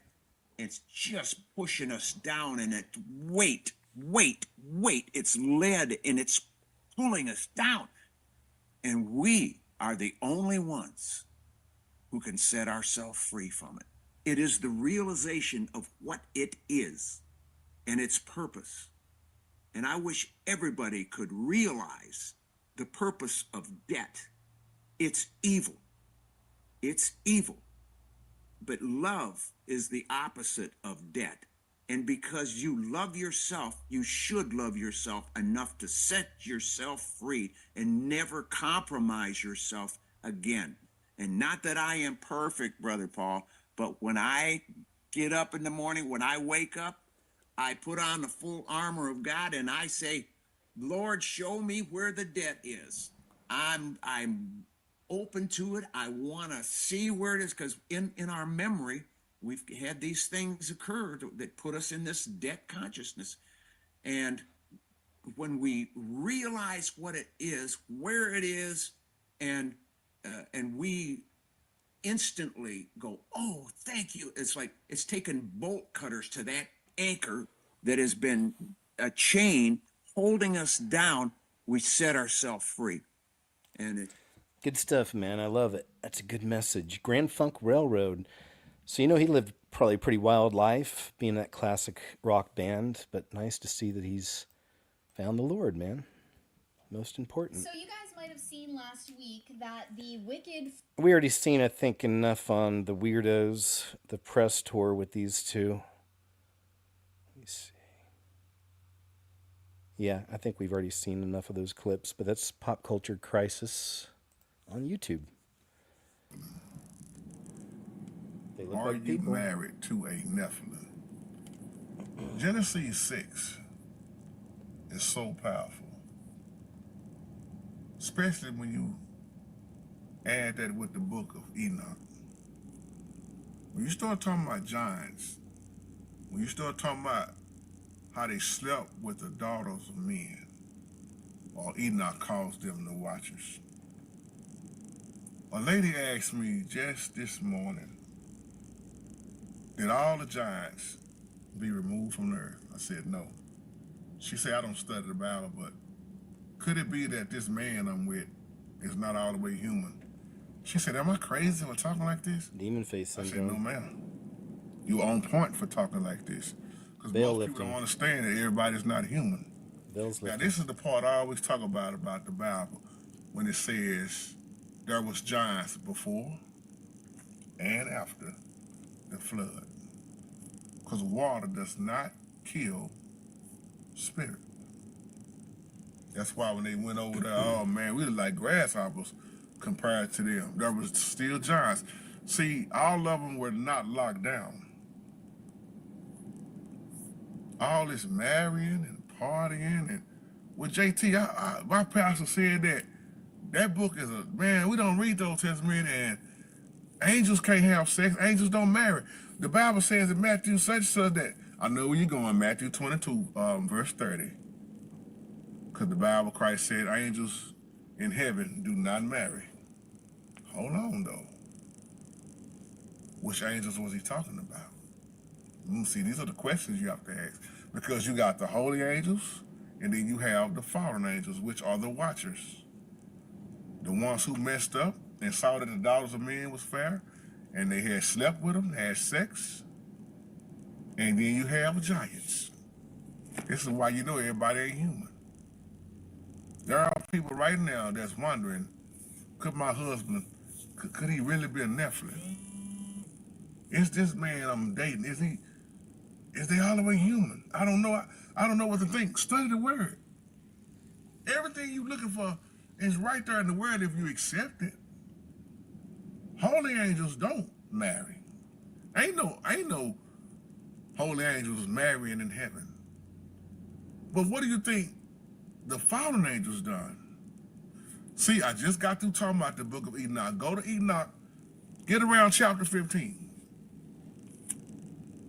Enoch said they had defiled themselves with the daughters of men. Them watchers had defiled themselves with the daughters of men.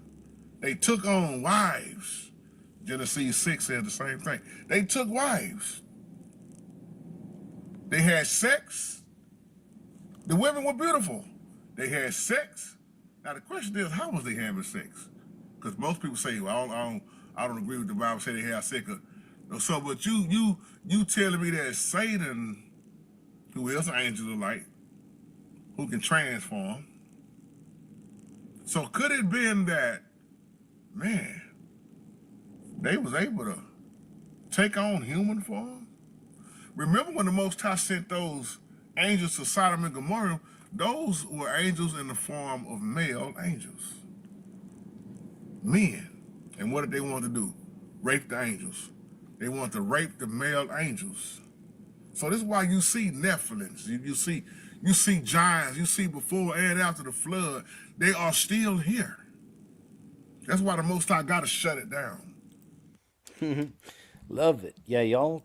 If you've never heard of him, Jarreau24, cool channel. Look, he's got 777 subscribers. JARREAU 24, and yeah, I have a lot of observations that are right up there. Same things he's saying. I've even seen in the past. You know, these things might be in your bed with you. I mean, I know it's wild to think about, but you know, these are the times we're in, man. They're amongst us, and. Warning, the government is going full tilt on the Online Censorship Act. says these people are nuts. I think this is Canada. Sorry, Canada. Us today on National Child Day, a day meant to honor the rights of Canada's 8 million children. My name is Andrea Chrysanthu, and I'm chair of the board for Children First Canada. Today should be a day of celebration. Instead, we're here to sound the alarm. Across this country, children are being exploited, extorted, bullied, manipulated, and exposed to dangers that no child should ever face. All because the digital spaces they occupy every day are not designed with their safety in mind. We've waited years for action. In that time, too many kids have been hurt, too many families shattered, and too many preventable tragedies have occurred. We're here today because, make no mistake, Canada's children are in danger, and the clock is ticking. At 12 noon, we will launch the Countdown for Kids, a 40-day national call for Parliament to act, because we cannot start another year sacrificing one more child to online harms. Most importantly, this movement is being driven by parents who have tragically lost their children to online harms, and by children and youth who experience these issues every day, who have been bravely advocating with the government to ensure children's rights to safety, dignity, and protection are upheld. I told you. We're asking It's always for the kids, right? the government to retable the Online Harms Act and rename it the Online Safety Act before midnight on December. Right. So these people are just so gross. Little authoritarians, little tyrants, you know? We want full control over all of you. I don't know, but I mean, it's for the children. You seen anything from Kevin Spacey lately, the actor? He got really raked over the coals, and he deserved it during the Me Too movement. And several men came out talking about the things he would do to them. You can look all that up. Wasn't nice stuff. It was very creepy. He even had kind of a reputation, some people were saying, of being a creep like that on sets, you know, towards the guys working, things like that. But now, this is where he's at. Where do you live now?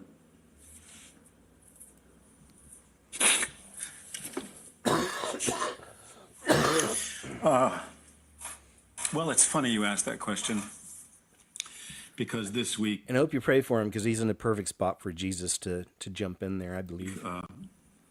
Where I have been living in Baltimore is being foreclosed on. My house is being sold at auction. Really? So I have to go back to Baltimore and put all my things in storage. Really? So the answer to that question is, I'm not quite sure where I'm going to live now, but I've been in Baltimore for since we started shooting House of Cards there. So how long is that? I moved there in 2012.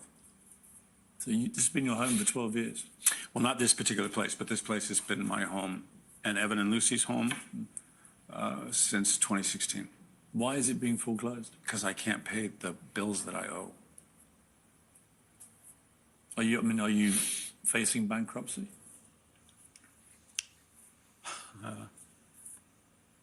Been a couple of times when I thought I was going to file, but we've managed to sort of dodge it, at least as of today. How much money do you have? None.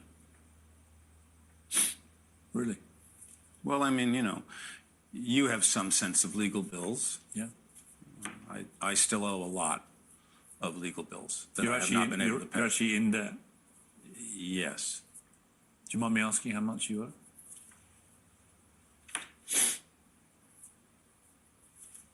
It's considerable. Millions? Many millions, yes. The house itself is many millions. What are you going to do? Get back on the horse. Get back on the horse. There you go. So I know, I don't feel so, I mean, you know, he's paying the price for his sins. You know, sin leads to death, not just physical death, but the death of careers, of finances, of relationships, you know, so he's really living it. And yeah, So still, we got to pray for him, man. These are people, he's in a perfect position for Jesus to reach him if he just chooses so, So I hope he does, and I hope the Lord makes a move in his life and something. And here's somebody asked Grok if Spacey was ever guilty of these allegations. But even right here is very interesting.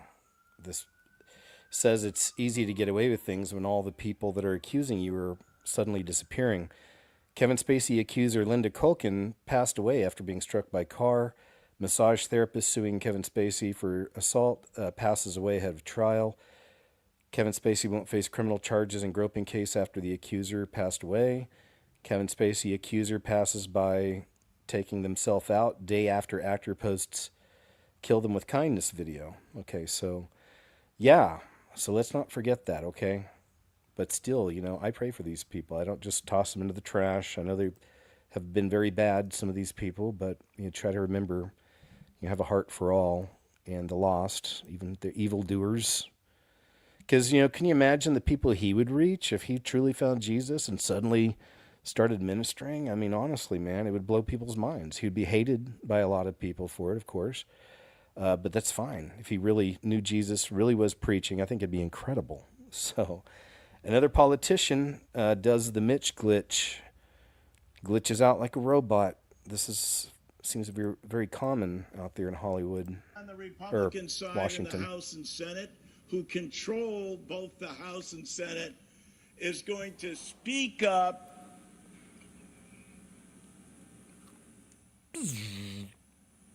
Power. and challenge us. And challenge us.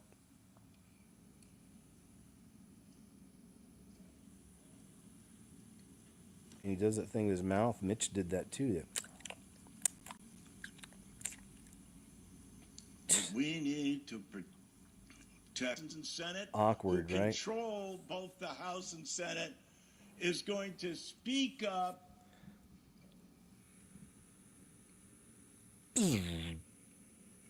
and challenge us. And challenge us. Weird. Mitch the glitch, like 3 or 4 times. And he just fell down the other day walking down a hall. Here's the guy, and I think this is him. Thanks Doc Buzz USA. He put this underneath one of my videos here. He says that because he heard the live show. That Kanye guy from the park bench looks just like him. Same hair too. So remember, we saw a video of a man on a park bench that looked exactly like the real Kanye West and talked exactly like not talked, not in this one. In this one it does, but looked just like him. And he had that shaved down the center of his head, and the person showing this showed lobotomies, and that's how they do with the lobotomy, which is all very interesting. But the dude was out of his brain, couldn't even talk. He was just kind of like, durr. Because this other Kanye, I just don't believe it's him, man. This is a different person. He's bigger, broader shoulders, doesn't have the same voice, the whole thing. But remember, there's millions of people in the world that think Michelle Obama is a lady. So there's a lot of delusion in this world. Could this actually be Kanye? Is this him, maybe? Mm-hmm. Maybe they scrambled his brains. I don't know. Oh. I ain't tripping. Yeah.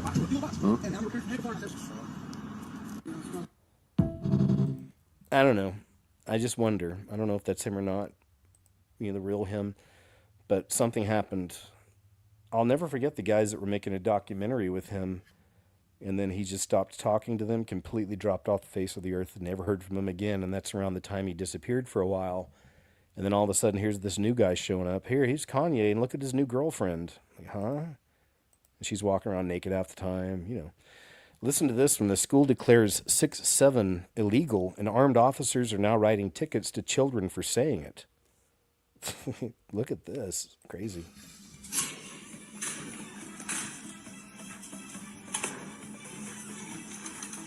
Can you believe he did it? The sheriff? The sheriff passed it. I heard he did it. 6-7, county ordinance, now illegal. Wow, I'm pretty excited right now that we're going to be giving out some tickets for this. Right. I hear the kids in the cafeteria right now, too. Absolutely. I think we can give out 6 or 7 of these. What do you think? At least 6 or 7. Let's do that. All right. Must be a joke. Is it? They're probably trying to freak the kids out.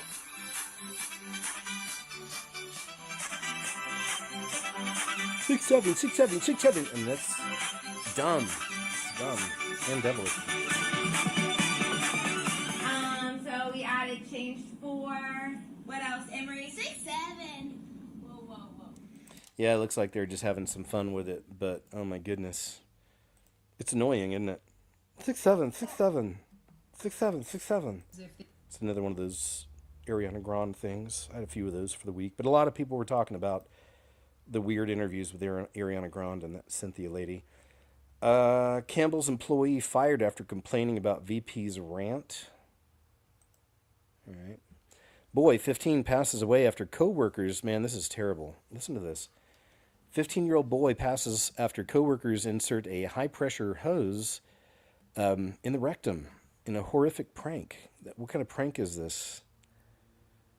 The dark joke turned deadly Friday when a young boy and a friend allegedly when some guy and a friend allegedly overpowered the 15-year-old, tied his hands at the woodworking center.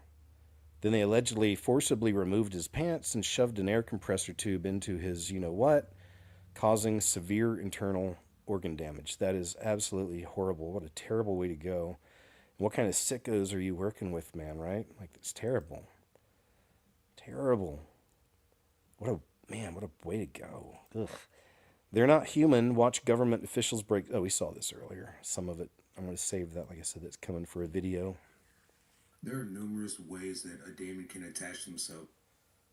Churches are spiritually dead. Let's check a little bit of this out here. This interview. It's a good clip from Marcus Dixon.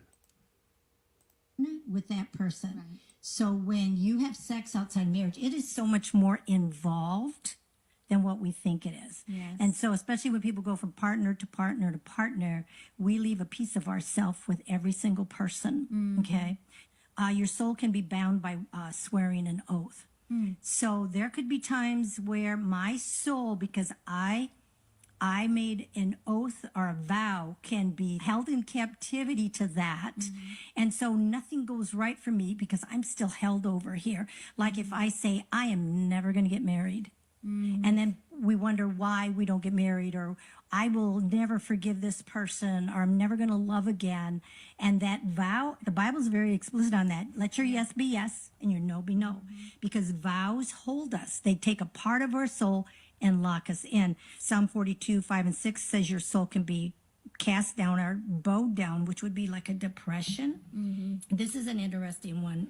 The soul can be there'll be things that lie in wait to snatch the soul. Now, if you're in deliverance, you can hear a lot of times the word soul hunters. What is a soul hunter? Go to Ezekiel 13, 18 and 20. It talks about when God reprimands the women, witches, who sold together pillows and charms and magic potions, that they may snare the souls of my people. So he talks about that they can trap a soul. I remember the first time I heard, and this is going to sound crazy to some people, when I first got into deliverance, I had to put a lot of stuff on the back burner because I thought, Lord, I've never heard of that before. But the enemy is a lot more strange, and there's a whole lot of things that go on in the spirit realm that Christians kind of pull the wool over their eyes, and we need to have our eyes opened, you know. But anyway, I remember hearing about somebody had their soul locked in jars, you know. But then again here, and I thought that was weird, but anyway, then I heard about a bunch of entertainers from America here going over to Africa, and other witches here going to Africa to connect with ancestral spirits and witch doctors in order to trap the souls of babies and children, which is interesting, and lock them up. I know I'm speaking to people because many people today think they can dabble with the occult and it not affect them. It will affect you. You will literally lose a portion of your soul, but you have the authority as a believer to take it back. How can I go into another realm and take somebody out of that realm and bring them back here and ask the Lord to reintegrate them? Let me say this to you this way. When you got born again, You didn't get born of this physical. You got born of the spirit realm. When you speak in tongues, you are doing it in the physical, but it's not of the physical. It's All right, I'll go and stop there and move on. I wanted to play a few minutes of that. It's not a very long clip. You can check out more on Marcus Dixon if you'd like to, YouTube channel. Have you been feeling that Here's another person explaining, that people are changing. We saw the man's perspective earlier. Let's check out Health and Wellness Learning Hub and see what her perspective is on this. What's happening with people. Earth has shifted recently? Like people are more disconnected, distracted, not as happy, and just not friendly, or even living in an alternate reality? You're not alone. It's like something deep inside of us has changed, particularly it's accelerated since COVID has happened. And I can see that in retail stores, basically everywhere I go, there's signs up now that are reminding people that they need to use their manners and treat the staff with respect. And whenever I speak to them about those signs, they are adamant that there's a lot of people who are really mean to them, and that those signs are actually required. And even walking down the street can be so different. Barely anyone looks up. Everyone seems so much more rushed. They don't want to make any sort of eye contact. Just want to share that. She's saying something most of us already know, but I still want to show you there's different perspectives out there. They're seeing it. I've got some just life observations from even the last week, just dealing with, service industry and things like that. I don't go out much, but I went out. There's a place that had a special on chicken pot pie over here, and I was like, man, that sounds good. So it was a good deal. I went there and sat down. I was there for over 5 minutes, and nobody ever walked by and said hi or, hey, I'll be right with you. I was in a 4-table section. All 3 tables were full. The waiter came by 2 or 3 times, took care of all the 3 tables, and never even looked at me, right? And I'm like, okay, this is becoming obvious after the 3rd time. So I got up, I went to the counter. I told the lady, hey, I'm just going to go to the bar section and order, and that's what I did. I just went in there and just took care of it that way. But I don't sit there and get all butthurt over things like this. It's just realizing, again, there is that divide in this world. Things are changing, and there are things among us that look like humans, and they're not us. And perhaps, in some cases they see us, they know us. Maybe they sense our light, from Jesus or something. But this is why I think sometimes you do get treated weird like that in public these days. Over the last, few years, for sure, you may have noticed some of that too. Just people just being just weird with you. And even the person that kind of took care of me at the bar was a jerk. It's like, it was weird, and the food came out kind of cold. I was like, I'm just done. I'm going to eat it and get out of here. But anyway, enough about me. The U.S. government just told Americans how to dress to fly, and people are calling it insane. It's funny, a lot of the fast food places and retail stores, Target is one of them, they're starting to tell their employees to make sure you smile and be engaged with customers. That's where we're at in society, where they have to be mandated to be kind. Here at O'Hare in Chicago, and it's true, the Department of Transportation wants you to start dressing up again when you fly. Citing a sky-high number of unruly passenger events in our skies, Secretary Duffy is calling for a return to civility, a return to the golden age of air travel. Here are the things Secretary Duffy now wants you to consider with this new DOT campaign. The Secretary encouraging you to say please and thank you to airport personnel, help out older flyers and pregnant women with their bags, and keep control of your children. Also, dress respectfully for your flight. We spoke to some of the people here at O'Hare. They have some thoughts about that. Ridiculous to tell people how to dress. I just came off a plane. There were no issues. We were on time. I flew last week. No issues. We were on time. Government should have better things to do than tell people how to dress. While I can agree with wanting to look better, maybe we should focus more on, making sure that planes are safer for everyone to get around. Yeah. And, flying is just not as much construction. Yeah, that's true, right? I mean, that's something I haven't been sharing every week, but excuse me, every week I am finding videos of the planes coming down. There was another one this week. So construction sites in Charlotte go dark as illegals hide from ICE. Yeah, I've seen a lot of these lately too. Like nothing's getting done. But you know what? Shame on the business owners for creating that situation in the first place. Should have been sifting out the unwelcome visitors and then welcoming in like the locals that were looking for work, right? But there you go. So there's a lot of those kind of videos popping up out there. And actor Anthony Mackie, I think he's from those superhero movies, right? Says we've been living through the death of the American male for 20 years. I keep my boys humble, like my boys have never had a pair of Jordans. I keep my boys humble, like my boys have never had a pair of Jordans. You know, my boys don't do all that internet fly shit. I'm like your kids. And no, I don't give a, I could be the biggest star in the world. Do not let me catch you being stupid. Do not. And my oldest gets it. My 15-year-old, he tell the other ones, he's like, yo, don't make dad mad. Because once you get one that's right, he gonna straighten the other ones out. So it's just that thing of, in the past 20 years, we've been living through the death of the American male. They have literally killed masculinity in our homes and our communities, for one reason or another. But I raised my boys to be young men. And however you feel about that, you feel about that. Right. But my boys will always be respectful. They will always say, yes, sir, yes, ma'am. No, sir, no, ma'am. They will always say thank you. They will always open the door for a lady. They will always make sure that their mother is taken care and provided for. They will always be men. And that's always, since they were 2 years old. Every time I left for a job, I tell my 15-year-old, you're the man of the house. You make sure these doors are locked every night, this alarm is on, you text me or you call me every night before you go to bed and you wake up. I love that. Because we're men. If I'm not there to protect, he got to be there to protect. Because you can have all the money in the world, climb through the window, that money means nothing. Right. You can have all the celebrity in the world, jump through the door, that celebrity means nothing. Yeah. So you got to have a little guard in there, you know? And so for me, it's always that idea of American masculinity is very different. All right, good points, Anthony. That's good. I hope he is really raising his kids that way. That's smart. Congratulations. We had a pretty interesting meeting between Mandawi, the Marxist from New York City, with President Trump. So let's check this out. Mr. Mayor. Thank you, Mr. President. Thank you. I appreciate it. The meeting with the president, and as he said, it was a productive meeting. For you, you referred to Mr. Mamdani as a communist. Can you describe why you feel that way?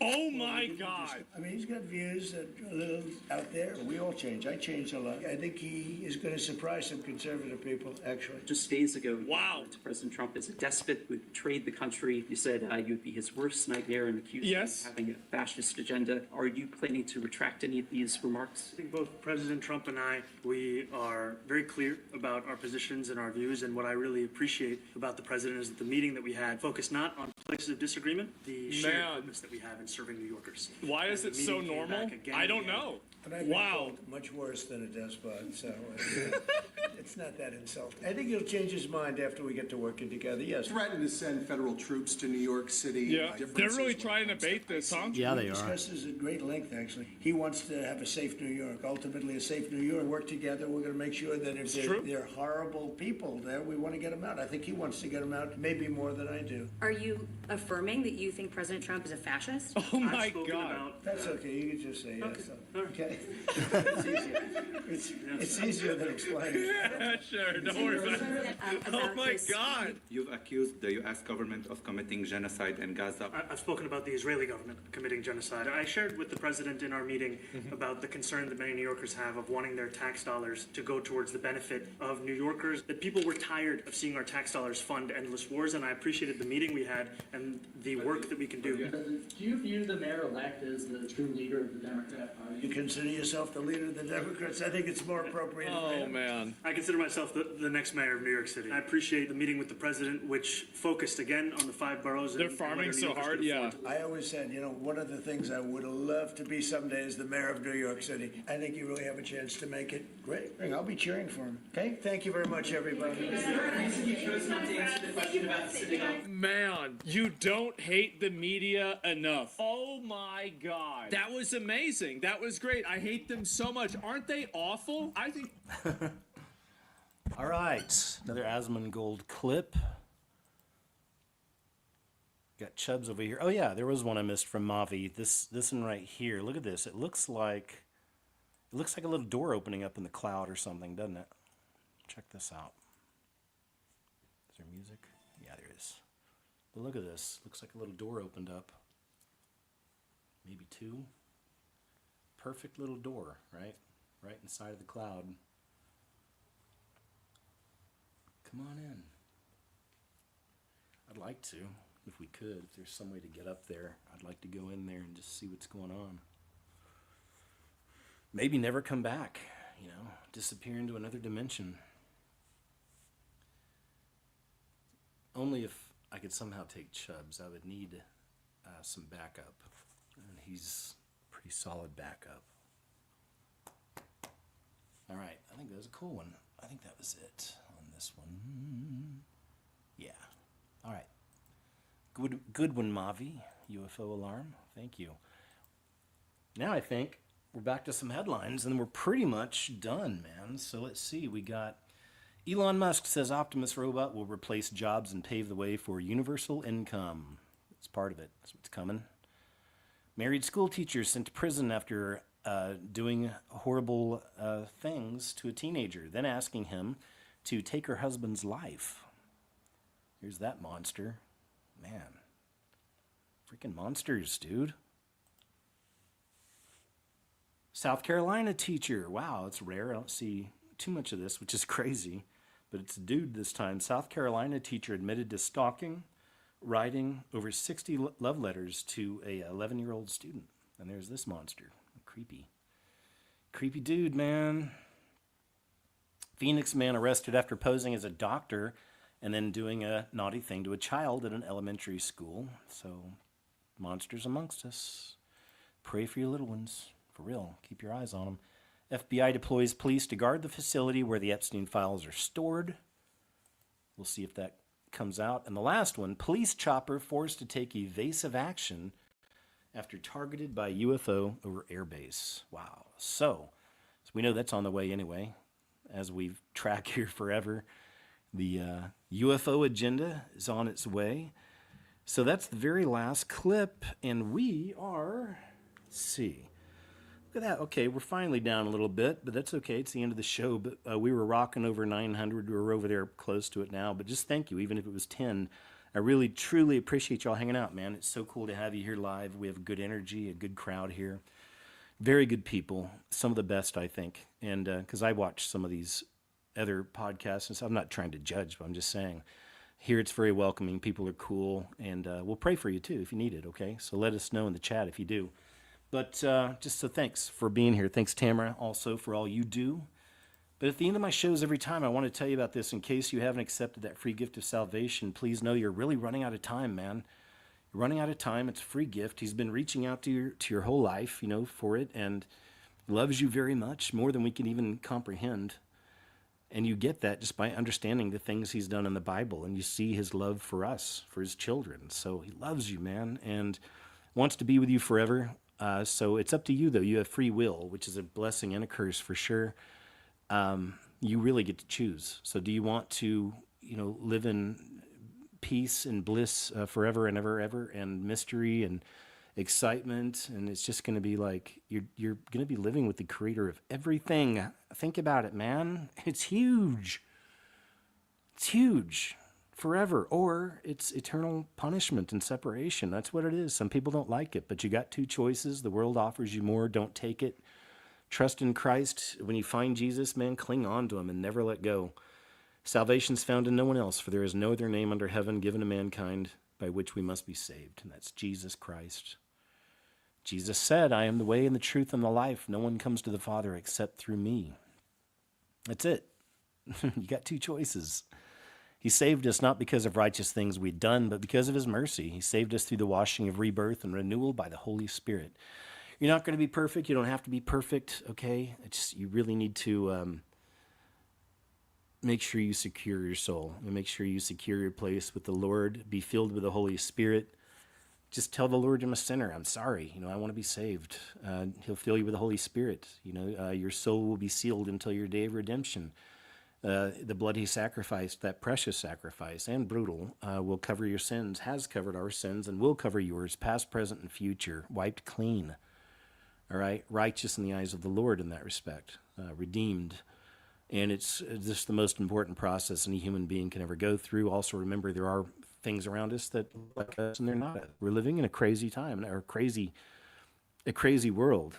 It's always been a crazy time, especially now. It's getting even crazier. But yeah, there's a lot to get into. I won't get into all that right now. I want to keep it simple. If really, I know you've been suffering. I know you feel it. You're a slave to certain things in this world. Your flesh has got you hooked onto some things, whatever they are.